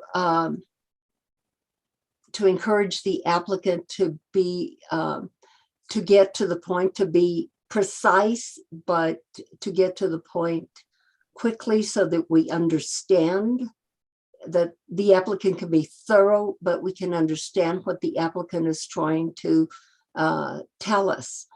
And in reference to, I have been pushing this like forever and ever, and I think it should be mandatory that all images should have the before and after on the same page, because someone will say, well, what is that going to look like? What, you know, you have it, if you have it right before you, seeing that image right before you, the before and the after saves so much time. So I really do think that staff should clearly make that mandatory, that you have the before and after pictures, elevations on the same page. Member Guida, what do you have to tell us? Thank you, Chair Rios. So, you know, I think last July I first raised this issue of, you know, how long our hearings were going as an issue of equity. You know, there are, you know, multiple parties involved in this, and I do want to return to that point as a kind of overarching and important consideration here. You know, I think Carly framed it nicely and indicated, you know, there's no desire here to give short shrift to the quality of the review or the integrity of our historic districts. But we do know that some cases go very long, and we do know that some cases get hurried along as a consequence. And the fact of the matter is that there's just so much time in the day, and we can't have these reviews every single week. 2 a month is quite a lot. But I raise it as an issue of who can participate, really, right? And, you know, one was a question of fairness and equity in terms of applicants. And we know we have a diversity of applicants in this process, individual homeowners who maybe don't have a lot of money, who are maybe doing the applications themselves, to very wealthy homeowners who have hired expensive consultants to be on these calls. We know that when we postpone cases or when we go deep into the night, those people are running up fees. People who have children to watch or have other family obligations, this becomes a problem. And that's just the applicants. I think the same is true for the general public, who has the right to express their input on these cases. I think, you know, COVID has actually done us a tremendous favor in bringing us onto Zoom. And in theory, we can have a lot more participation in these meetings because of that. When we run deep into the night, we're discouraging public participation in the process. And, as this becomes a huge time commitment for members of the board, that also limits the number of and the diversity of qualified people who are able to serve on this board. And so I really, that's a really big deal for me, that on all levels and in terms of all participants in this process, that we are mindful of fairness and equity and access in that regard. I think without that, this becomes an echo chamber of people who can stay up late or who do regularly come to meetings. And it has the negative consequence of limiting the diversity of voices and diversity of expressions, both on the general public side and in terms of the applicants. This becomes just a kind of hoop to jump through. And so, it's going to take all of us to do this, but I think I'm really thrilled that we're having this discussion tonight. So thank you to the division director and to staff for this opportunity. And I'm excited that so many members of the public and people who are regular applicants, either themselves or on behalf of clients, are here to talk with us tonight about how to do this better. Thanks. Thank you, Anthony, for your comments. And yes, Anthony, I think this conversation has derived from a memo that Anthony wrote, and wanting to make things run more efficiently. I always say they do need to run more efficiently, but we cannot compromise the substance and of the application. We need to hear it thoroughly. It was interesting at our last meeting, when I was on the field trip, in reference to the house on Santa Fe Avenue, I thought, oh gee, this in my mind, I thought, this will probably the conversation in reference to this particular application will go fairly smoothly and go quickly. Not, no, it did not. Interestingly enough, board members had very many questions and suggestions. And at the very end, I believe the project came out a lot better. We talked about that project for I think over an hour. And that's what happens in the meetings. And the applications, when they are presented, they evolve because different views are being presented, comments are being made by board members. The city attorney might spring up something in reference to a particular legal issue. And then we hear from the applicant. All of this stuff is things that we have to weigh. And yes, I understand that we're trying to make it run more smoothly, but we cannot make things run, to me, like this quickness is not the thing that we need to focus on. The thoroughness and, to give an applicant the time that they require when they come before the board, and to give them that time and for them to present their case as thorough as possible so that we can understand it as best we can. Member Katz. Thank you. It's funny, with reference to this Santa Fe Avenue case last time, I would like to thank Anthony particularly for being incredibly helpful in suggesting changes and working through with the applicant to changes that really improved what we had before us. And that was invaluable. I would not want that to not happen. I'm a little puzzled as to what you do. You have, let's say, 8 cases. That's not a huge agenda. But you have a case like that, that's going to take an hour, and maybe then you have another one that's going to take 45 minutes. And I understand Anthony's concern that you have, you know, the people at the end of the agenda, they're kind of sitting around all night, but I just don't know how you can do that to eliminate that without really depriving the applicant and the public and the board from having the time to really consider these matters. And if you think back over the ones that we've done, I don't think it's the applicants who have been long-winded. I don't even think so much that it's the public that's been long-winded. It's sometimes us who've been long-winded, but really discussing that amongst ourselves is what we're supposed to be doing. And I sure wouldn't like to see that cut off. Thanks. Thank you. Member Guida.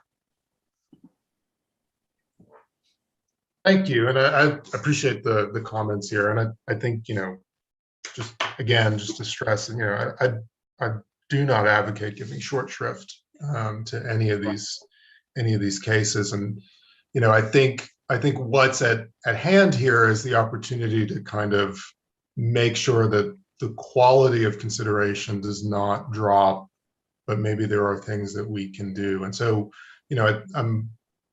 look, this conversation started on an evening where we had like 15 cases. We went 6 hours and postponed 5 cases that night at 11:30 p.m. And granted, that's an extreme example, but it was an unfortunate outcome for that particular evening. I think, the things that have begun to happen here where Chirios, you've been clear that, after staff's introduction, and I'd like to come back to that point of introduction, that we're not doing 2 presentations. We're not having the staff present and have the board grill the staff and then have the applicant present and then have a board discussion again and then go to the public.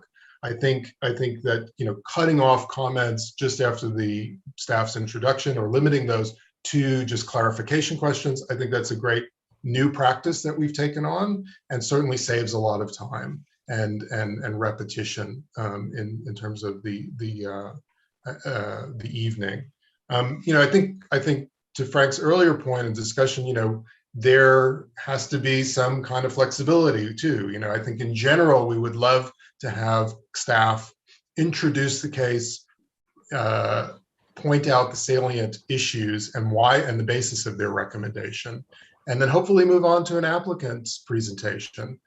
Certainly, those applicants are producing drawings for submittal.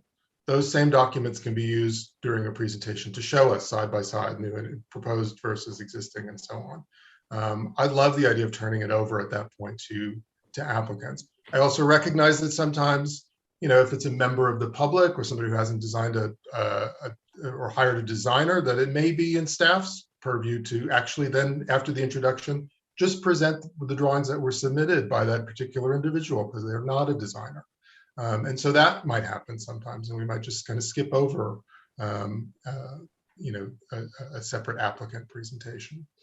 I think these are good ways to go about the evening. And I think, there's also just kind of putting some rails on things. Maybe there is an upper limit of how long a case should take so that we can get through them in an evening. I think we touched on a little bit in the past, the idea that, we often get out of bounds sometimes. We too often go deeper into workshopping a design with a client who really isn't ready to be at a hearing. We shouldn't do that. Or asking for staff for a whole bunch of information that may be not relevant, or diving into building code and zoning when it's not our purview. And, some of that comes with experience. Some of that also comes with just, being able or either staff or the chair being aware that we've kind of gone to that point and cutting the board off from unnecessary discussion. So those things I'm happy to see happening.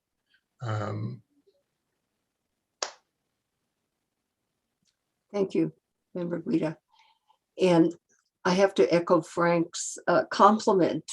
Those really good suggestions that were made among all, primarily you, but among all the board members. And that, you know, the discussion took a long time, but in the end, I think the applicant was very satisfied with the suggestions and that the project was a lot better than what was presented, even though when I looked at it again, they were suggestions that were, you know, moving the windows, aligning them this. It wasn't like big, tremendous suggestions that changed the whole project. No, but even those little suggestions helped the project move along to on a better path.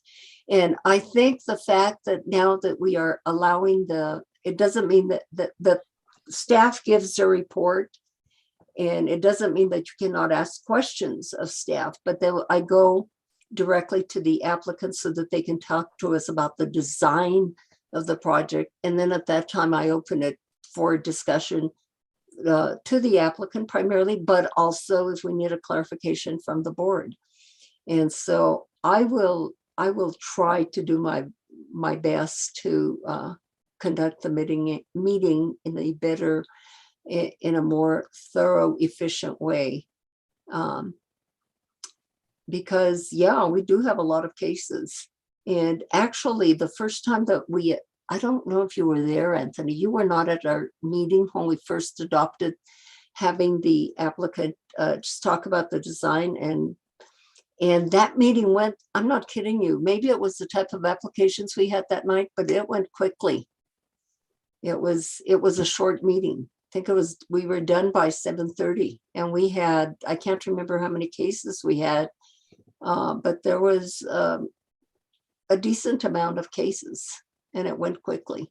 Well, maybe I talked too much, Cecilia. Oh, no. Member Larson. Thank you. I just wanted to sort of chime in and just say that I have been sitting in on different cities' historic preservation hearings for one of my grad school classes. And it really amazes me how efficient and thorough our board really is. And I think that's only improved since we've started practicing this new model. Some of the other meetings that I've observed go on for hours with only 2 cases or so. And some of those cases are not even as complicated as, you know, what we have in most of our hearings. So not trying to say, you know, we're so much better than all the other cities, but just saying that, you know, we have a really, you know, we already have a really good system going, and this will only, you know, continue to improve our efficiency. And as Anthony had said, made a really excellent point about making our hearings more equitable. I know for me, it's, you know, it's hard to stay up late, but it's only once every couple of weeks, and it's nothing high stakes for me. So it's, you know, it, I think really means a lot to the applicants to, you know, be considerate of time and, you know, really give them quality over quantity in terms of the efficiency of presentations. Thanks. Thank you for your comments, Member Larson. And it would be interesting to listen to some of the other historic boards and see how they operate. I think that would be interesting. I might do that. Member Katz. Yes, I can't let this discussion pass without recognizing what a fabulous job our chair does, how gracious she is, how she calls on people and lets people talk and focuses us. And boy, that makes a huge difference. Thank you, thank you, thank you, Cece. Thank you. You're welcome. You're welcome. You're welcome. You know, I do it for one big reason, my love for Santa Fe. I'm very, very rooted in this community. I go back on my mom's side many generations, and I've lived here all of my life. And I'm in love with this city, and I want things to go the right way for our beautiful community. I do have to ask for public comment, and let me see who has something to say. Mr. Richard Martinez. Hello, thank you. Thank you very much for having this discussion. One thing that has not been discussed by the board is the fact that we as architects have to wait now much longer than we did before to come before this board with our projects. The new format means that some projects will take 6 weeks before they're even heard by the board, because now there's only one submission time per month. So that is a problem because we depend on this work going forward, and the construction industry as well depends on this work going forward. The board is not even discussing the fact that there is a whole process before we get to the board meetings. I have some radical suggestions that because I do want to make it as easy as possible on the board itself to hear these cases. And I think that a long discussion is sometimes very helpful in for these cases. But I would suggest that we have in the city weekly board meetings because of the load that historic cases require, and that perhaps this board is twice as big as it is now, and the members are only required to be in meetings every other week, so that we have more hearings and a larger board to hear them. Or perhaps there are different boards for the different districts, so that we can make sure that the load is appropriate to the board. But as long as we're discussing how we're going to fit all these cases before this board of this size, we're going to have the same problem. Thank you. Thank you, Richard. Stephanie Bedonato. You need to unmute.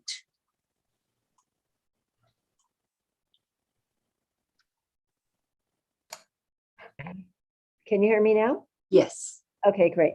So I agree that when people are discussing something, that the image should be up on the screen. It's really helpful to people in the public because it's hard to know what you're talking about if you're trying to look at the presentation that's online, the packet that's online. You can't see both at the same time. And I do like also that this procedure is such that you are more relying on the applicant to discuss the design and what it means and what they're doing rather than the staff. And as you know, I've been advocating for this for a long time, that the staff really just says, here it is, this is what it is, and then give it to the applicant, because otherwise the staff testifies, not under oath really, but is really testifying. And you get crossways with what the staff begins to recommend to you, as opposed to what the applicant is saying. So I just think it's cleaner when the applicant's doing the presenting and the board and the staff just does the clarification. I don't know that you can actually have more boards. I mean, I don't know that you could have alternating boards. Maybe you could have a hearing officer if you really want more meetings, but you're also going to have more staff, obviously, because staff has to process these applications. So it doesn't matter if you have more meetings, and they're under more pressure because when they have more cases that they have to process, and unless they double the staff, you're not going to be able to do that. So I think that's a realistic looking at that sort of suggestion is that staff would definitely have to greatly increase. Thank you. Thank you. Mr. John Eddy, good evening.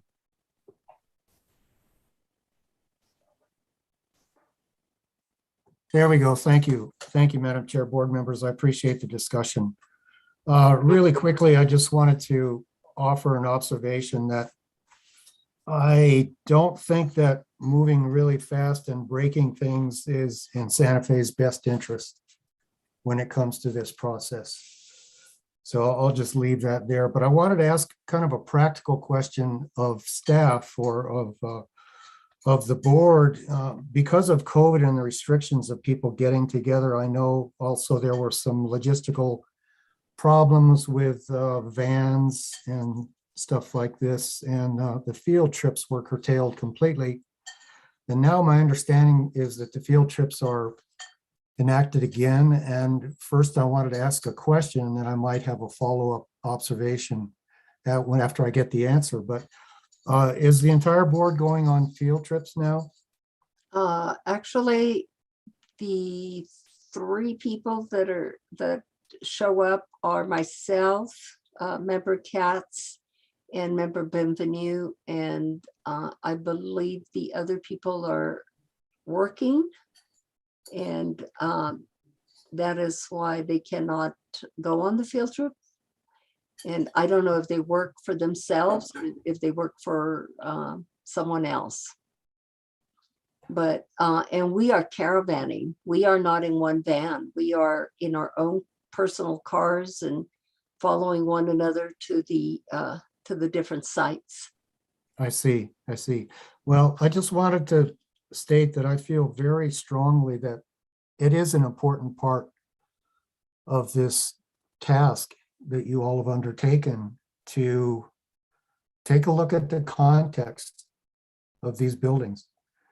If they're not visited in situ in the neighborhood, then the tendency is to look at them in isolation, and I don't think that's in the best interest of the applicants or the city as well. But thank you for allowing me to make that statement.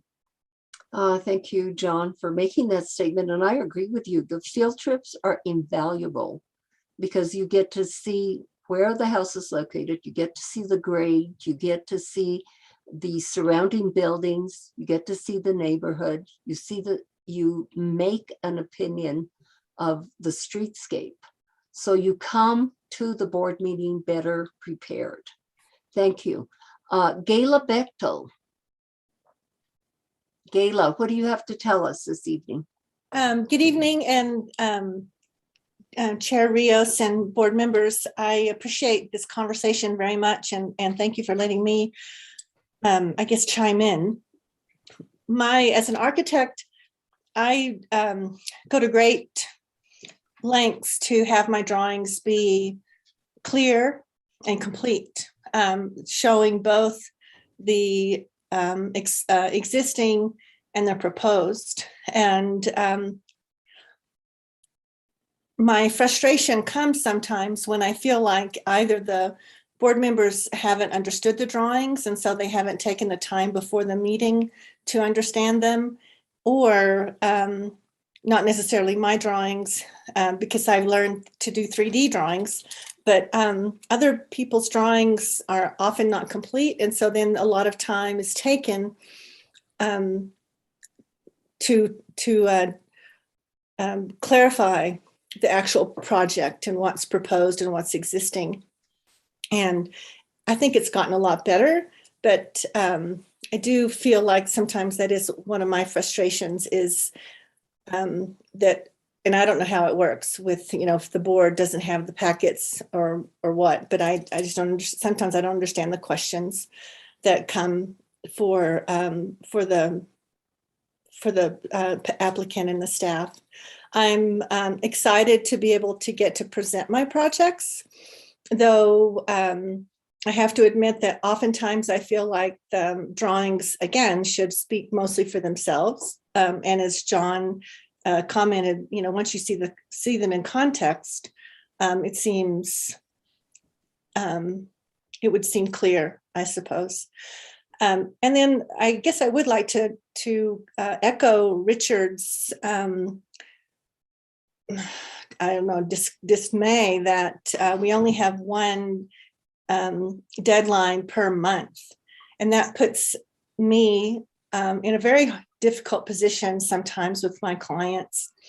If I don't have, like the next deadline is March the 14th or 13th, somewhere in there for the April 11th meeting. If I don't have all my work done before then I have to wait another month to apply.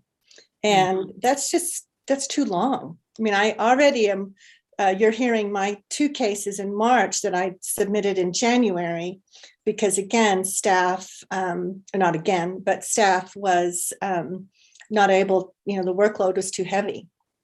And so, there's patience, but at the same time, I feel like that the every 2-week model worked pretty well, because if you missed that one, then 2 weeks wasn't that big of a leap, but a month is a big leap for me and my clients. And I guess I want to say the time, it's really, if the discussions are substantive and if they're on point, then I'm very happy to listen. I just get frustrated sometimes when they seem to be off in left field, or they're because they didn't read the drawings, or I don't know. I'm mumbling now. So anyway, I'll shut up. Thank you so much. Thank you, Gayla, for your comments. And I can hear the frustration on some of these people that are commenting. And I have heard overall frustrations from the time that you have to submit everything that you have to submit for historic preservation, and then the waiting period, all the preparation that goes into submitting, all the reviews by staff that take place. And then after the H board gives you their stamp of approval, you're still not done. You have to go through the building permit process. And that's another, I'll say, obstacle, which is the word that comes to mind, that you have to leap through. So I hope that staff is listening to all to everybody here this evening, and hopefully something good will come of all the suggestions. I don't know about what Richard Martinez said, about having different boards and larger boards, and I don't know. I don't know what that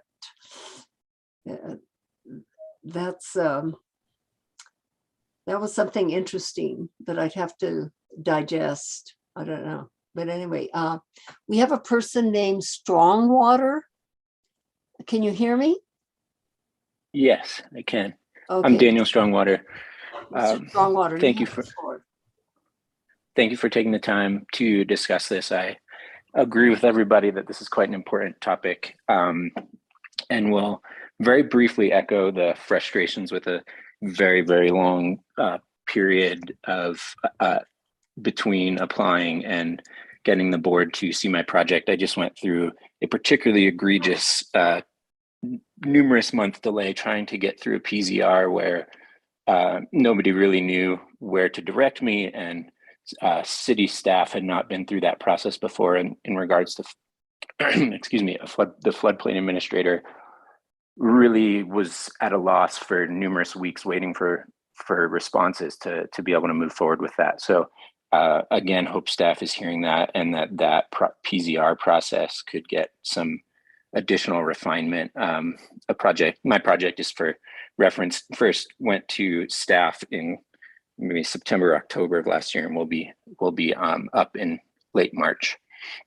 I also wanted to comment on, I'm a parent of 2 young children and have been through this process a few times, and have found the time demands, as Anthony had, our board member Guida had mentioned in his sort of preamble to this discussion.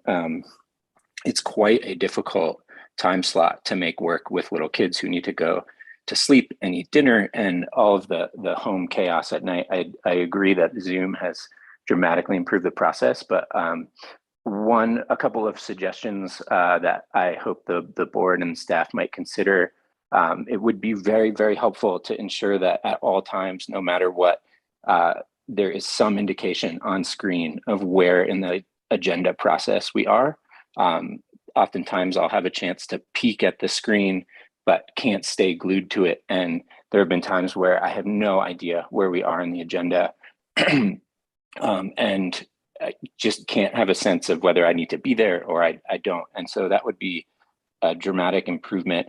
It would also be incredibly helpful if there was some form of alerting system when the case before yours is up. Oftentimes there are cases, I heard cited the egregious example when things were running till 11:30 and then postponed. It would be really nice to be able to send applicants in some capacity, whether it's through communication with staff or an email or something, to let folks know, give some kind of notification about when your case will be up next. I think it could really help many folks. That's all I have to say. Thanks so much. Thank you, Mr. Stormwater, for your comments. Anyone else from the public? We have quite a number of people that I see that are in, that came from the public, and not everybody made comments, but I'm going to guess that they came here to listen to the comments of other people and inform themselves on what's cooking in reference to the presentations that have occurred this evening. I noticed that Member Beachside has her hand up. Yes. Thank you, Madam Chair. Really good comments. I appreciate everyone taking the time to stick with it and make those tonight, and hopefully some constructive changes can come out of them. I haven't heard anyone mention it, and I believe we've done this a few times on my time on the board, but in very limited capacity, establishing committees to sort of work some of these issues aside from the public hearing. I don't know if, Carly, if there's some room to support staff in maybe particular cases that, I mean, it seems like sometimes we hear cases that are obviously going to get approved, like we all agree. And I think we kind of can identify those kind of cases. Maybe status cases could be heard by a committee, primary facade designations, things like that, that are pretty routine and non-controversial. Obviously, it's a subjective call on which ones go to committee and which ones go to the full board, but there might be some room to explore that.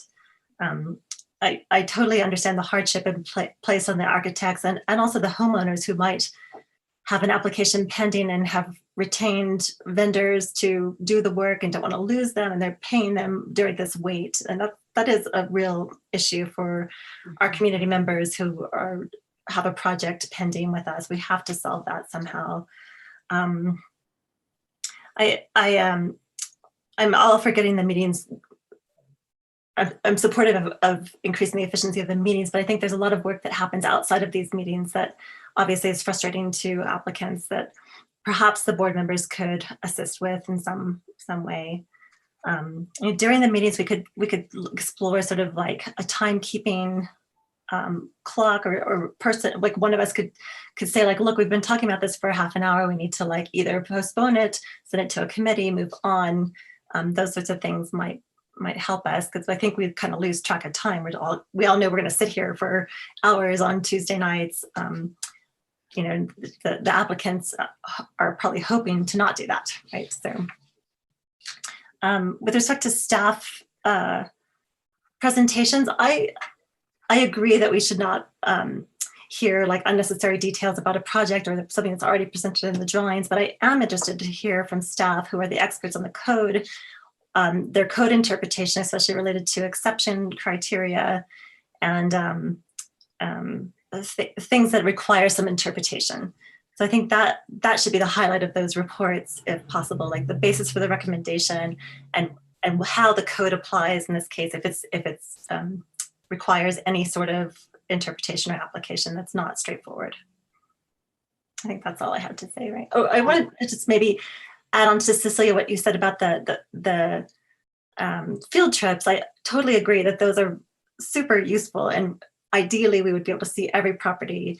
But during COVID, without the caravan or without the van option available, we used to be able to like sort of discuss or have a presentation on the case en route to the next one, so that they were very streamlined and efficient. Now they take at least twice as long as they used to, because we have to caravan, stop, then have the presentation and get back in their cars and go again. So for people who have full-time jobs, it is a very difficult thing to make work, twice a month. Thank you, Jennifer. Jennifer, in reference to appointing, for instance, subcommittees, at one time, since I've been on the board for a bit, at one time they would appoint subcommittees and we'd work with the applicants on certain things so that when they came before the full board, there was a more thorough and clearer presentation, and any glitches that might, that a particular case might have, that those would have been ironed out before they came before the board. But as time went on, a city attorney indicated to us that we could no longer do subcommittees. And I can't remember what the legal issue was behind his recommendation that we could no longer do, they appoint subcommittees to any cases. And I think it had to do with, I believe it had to do with discussing a case without the full board being present. Mm-hmm. I will say one thing that Gayla brought up, and I would ask staff to make sure that when an applicant comes before the board, that their drawings are really very clear. It doesn't even matter if they do not have an architect, but their drawings need to be clear so that we on the board can make a proper decision. Because at times I have heard, in particular, probably the architects on the board say, oh my God, this, or even another board member might say, these are very difficult to read. So that is something that you on staff really need to thoroughly look at among all your other things that you have to look at in terms of the applications, is that you need to look at those drawings and make sure that that is like one of the most important things that is being presented to us. So you need to make sure that those are complete and match the application that is being presented to us. Member Benvenue. Oh, and I think I'm going to ask Attorney Rubalid. He had his hand up before you did. Did you, Attorney Rubalid? Yes, I had a couple of comments, and one is that with respect to letting the participants or the audience know where we are on the agenda, I'm wondering, with respect to this Zoom feed, I don't see comments. I know when we're doing a Zoom meeting at the city attorney's office staff, there's a comment section. And, I think it's maybe if we have the comments running, I or Carly or somebody could type in, we're on, what agenda item we're on. So it's just a question I had. I can look into the logistics on that, Frank, but I can tell you that the comments were turned off because for all these webinars, because it allows everyone to comment. And so it's really hard to manage the public comment through that. I'm wondering if there's some way we can set it up so that only, that only the board members can comment, or only, the manager or the whoever set up the meeting would comment. And then, Carly, I'm also wondering if you addressed this, and I missed it. I'm sorry, I was distracted momentarily, but I believe Mr. Martinez was describing the long process in applying, and I'm wondering is, I know there are vacancies in the planning department, and you and I have discussed that that being short-staffed is something that is contributing to delays. Does it appear that we'll be able to move any faster after vacant positions are filled in the Historic Preservation Division or Planning Office? So I'll address that there is a senior, and I think I announced this at one of the previous hearings, that we will have a senior planner coming on. The announcement is not yet up. We expect it hopefully later this week, but probably next week. So that's a big bonus. And then on the delay, I will also address that, or not the delay, but the once a month application submittal. So generally, applications that were going to the board with maybe exceptions that should have been worked out a little bit more. There were design issues that we try to work out internally before taking them to the board. Now, we have the opportunity with this once a month deadline for these more complicated cases that require exceptions, and then there's several exceptions and we need to really work through them. Those go on the second hearing. That's what that's designed for. So we have cleaner cases that are pretty well prepped, go on the first hearing. It's also designed for the staff to reduce their administrative burden, so that we're not spending lots more time continually going through the process of building other agendas. We're doing it once. So it is done in order to save time and be able to work on the case planning better. Now, that said, and the reason why we get the cases we do the way we do, a lot of times people wait until the deadline to submit their application, and then they find that there are issues with them. This pushes the time in a different direction. And I think earlier in the year, we were more likely to see them getting to the board, but then being postponed. And so those postponements are also something we keep an eye on, because that is also a big lag time for every applicant. So I hope that addresses that. Thank you, Carly. Member Benvenu. Thank you, Madam Chair. Yeah, I also very much appreciate all the comments. Obviously, this is a big issue for the public, for the board members, for staff, these lengthy meetings. And if there was some solution to it, I'm sure there's not a single person who would oppose it. The problem is there is no simple solution. I think, as we all know, it's always been this way. Well over 30 years ago was the first one of these meetings I attended, and it was exactly the same, and it went past midnight. And by the time my case was heard, and I was just a member of the public at the time, and there were still cases on the agenda when I left. So I don't see this as being anything new. I also don't see it as being unique to this board. The governing body meetings go routinely into the wee hours of the evening. Planning Commission, it's just the nature of civic processes that these types of meetings are lengthy.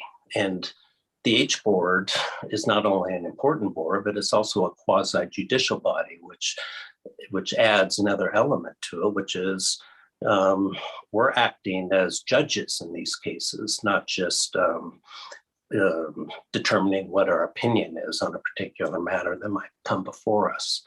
That means that we have to allow a record to be created. We have to make sure that the applicant is given adequate opportunity to make that record. That's particularly true if exceptions are requested, where there's a very high burden on what record must be created by the applicant in order for those exceptions to be granted.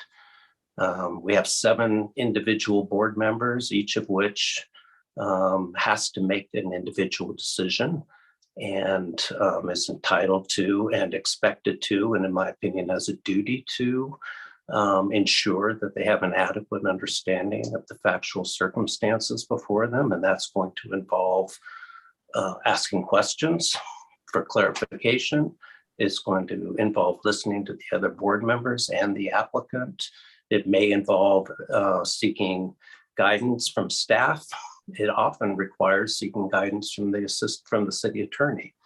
So even under the best case scenario, even a simple case, given all of that, is going to take 15 or 20 minutes if it's given minimal amount of time in order for the presentation to take place, discussion to be had, the applicant to make a presentation, questions to be answered, motions to be made, and votes to be taken.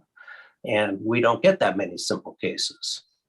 So many of our cases are going to take significantly more time than that just to do the job that we've been tasked to do. And I do understand the frustration sometimes when it seems like someone is somewhat off track in their comments, but I do think that that's relatively rare. I think that the frustration arises more from human nature, a feeling that once one has spoken, there's nothing much more that needs to be said, and therefore some impatience with what other people have to say. But that really needs to be disregarded, because every single member of this board, every member of the public, and certainly the applicant and staff all need to speak to the issues fully and to the best of their background knowledge and analysis of the situation. And people just need to be patient and listen to that. I'm much more concerned about hurrying the process along than the opposite, because every person that comes before the board, for them, that case is the most important case.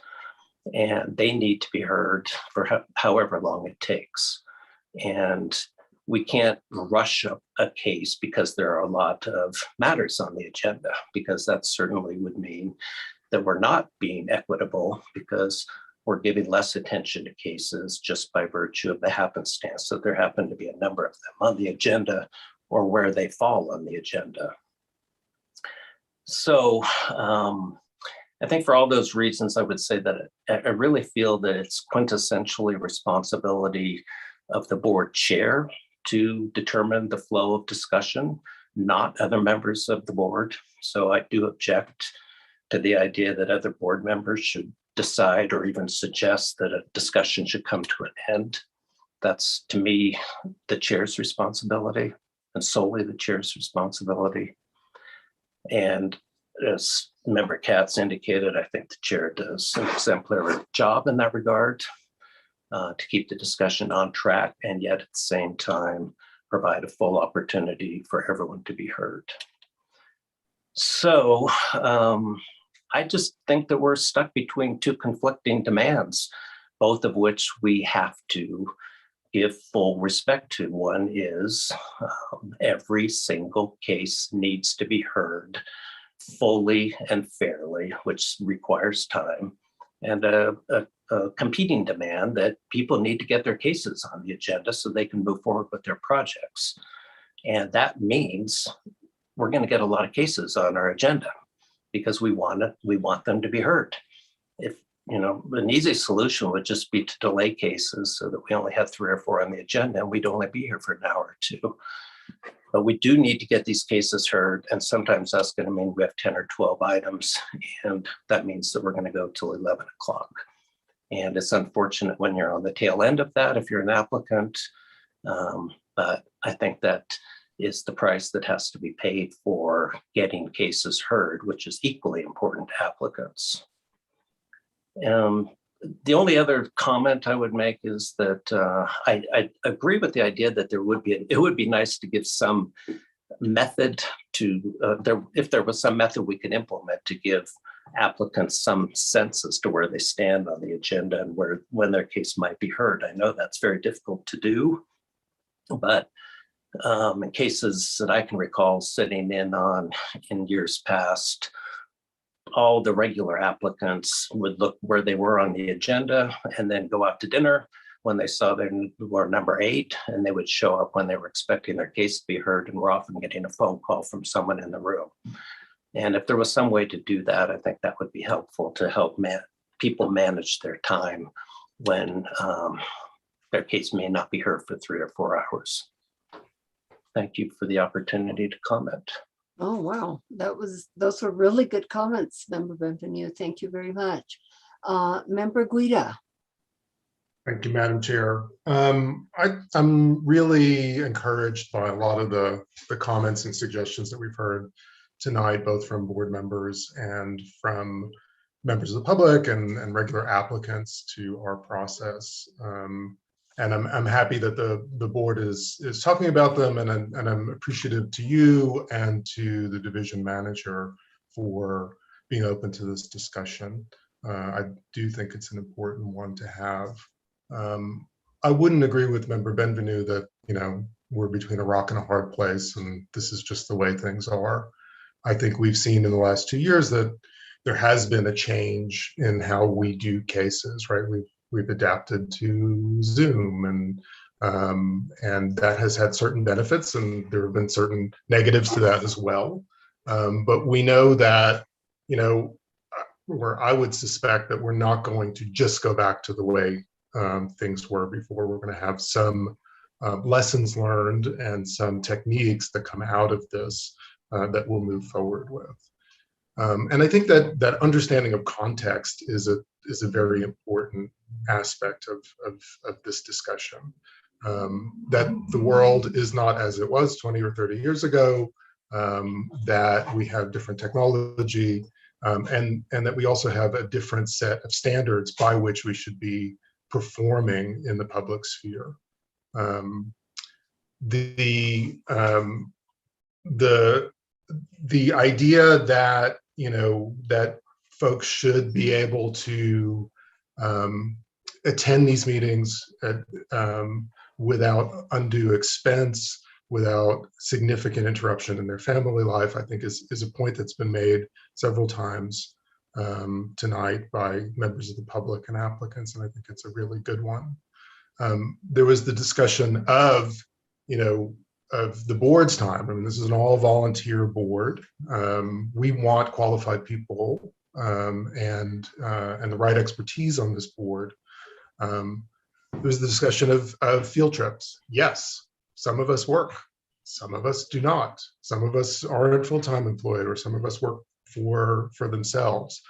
I don't think that, and I certainly don't think it's fair to the public that we should be moving towards a situation where we only have people on the board who are either retired or have enough income to support being able to go to a field trip in the middle of the day. I can only speak for myself. I'm a design professional. I do projects throughout the Southwest of the United States. I am not on site every day or every week. I live in Santa Fe. I know these properties, and I have access to Google Earth as well.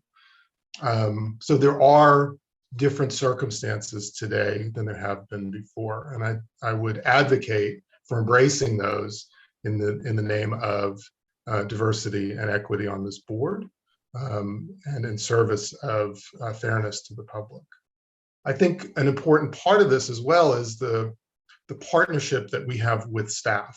And there's no question that part of this context is that there are a lot of building applications right now because there's a lot of money coming into town, and the home prices are up, and therefore there's a lot of applications. We're also at a place where the city is in crisis in terms, especially the land use department, in terms of the number of openings that they have and how short-staffed they are. These are just the realities. It is up to staff, it is up to this board, it is up to members of the public to adapt to that reality. I think in an ideal universe, I would like, as a board member and the board in general, to trust and rely on staff a lot more for the information that they're giving us. And that's been brought up in terms of the completeness of the packets. But I really don't want to throw the staff under the bus here too. I mean, they're working under extremely difficult conditions to bring these cases to us. I don't think it's necessary for us to grill them or to assume that our voice is the only voice in this process. It's a partnership. These folks are doing the groundwork, are doing the major determinations, the major interpretations of the code, and they're bringing these things to the board for exceptions or for additional consideration. that partnership and kind of acknowledgement of that partnership will, I think, also yield greater efficiencies in this process. So, you know, in the overall, I'm kind of hopeful that, you know, if we're talking about change tonight, it's because we acknowledge that change is happening. And I thank you, Madam Chair, for allowing us to kind of have this conversation in an open way. Well, thank you all. Carly, do we have anything further to discuss under this new business number 1? I think that we already finished the discussion. Is that correct? That is correct. Okay, well, at this time, I want to thank you, Carly, for taking the initiative to bring all these matters before the board and before the public so that we could discuss them. I don't think we've ever, I've been on the board a few years, as you all know, and we've never had this type of discussion. We may have had a closed session somewhere along the line to learn something about a particular topic, but to bring all of these matters before the board and to have us give our input, to have the public give their input is most helpful. Your presentations were very thorough, very well done, Carly. And I also want to thank the rest of staff, that Gary Mokino that was here.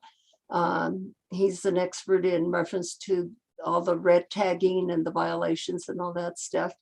And he does a great job. And I want to thank Angela and Daniel for their work, for any input, and anybody else on staff that helped you get all of these figures and everything that is making things clearer to us and to the public, because it was stated, we are a volunteer board.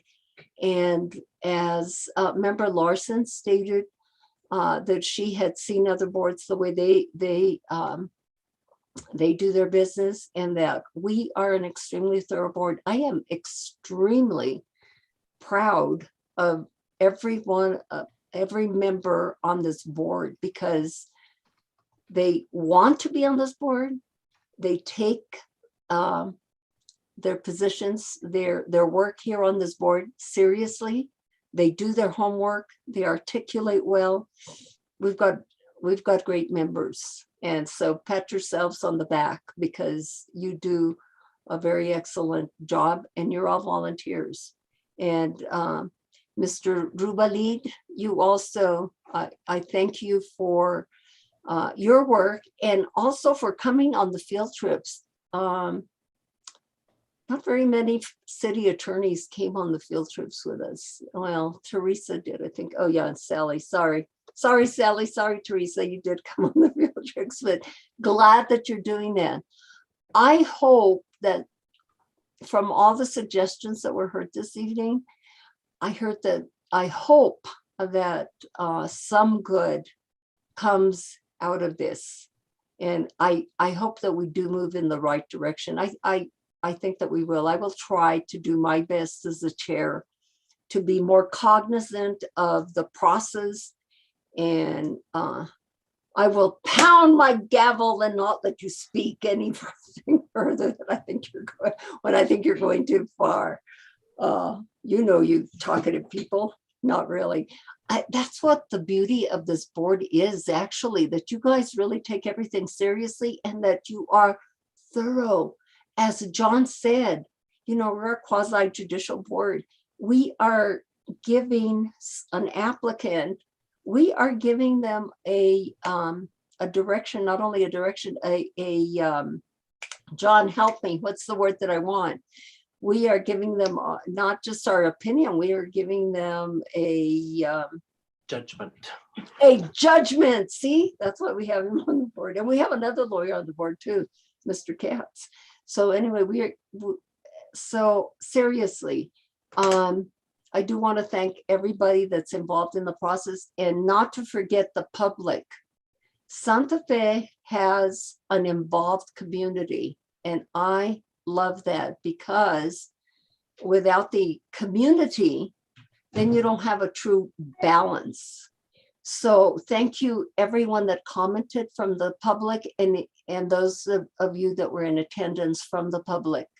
Hopefully this will help in some way, because I have heard that, you know, all the frustrations that we hear from people, and I hear people in everyday life talk to me personally about frustrations that they have to go through coming before the H board and having to get their building permits. I wish that those things would move along much better. With that being said, any matters from the board? Yes, happy Tuesday. Oh, yeah, for sure. And our next meeting is going to be on March the 8th, 2022. And do I hear a motion to adjourn? So moved. And is there a second? Who said it? Rita, sorry. Okay, and roll call vote to adjourn. Seriously, Member this is through Robert's rules. I was adjourning the meeting, but I want to do it right. Okay, Member Beachside, Yes. Member Bienvenue, Yes. Member Guida, Yes. Vice Chair Katz, Yes. Member Larson. Yes. The motion has been approved. Thank you all. And it is now 8:21, and muchísimas gracias, each and every one of you, for all your work and for all your comments. See you next time. Take care. Okay, Thank you. bye-bye.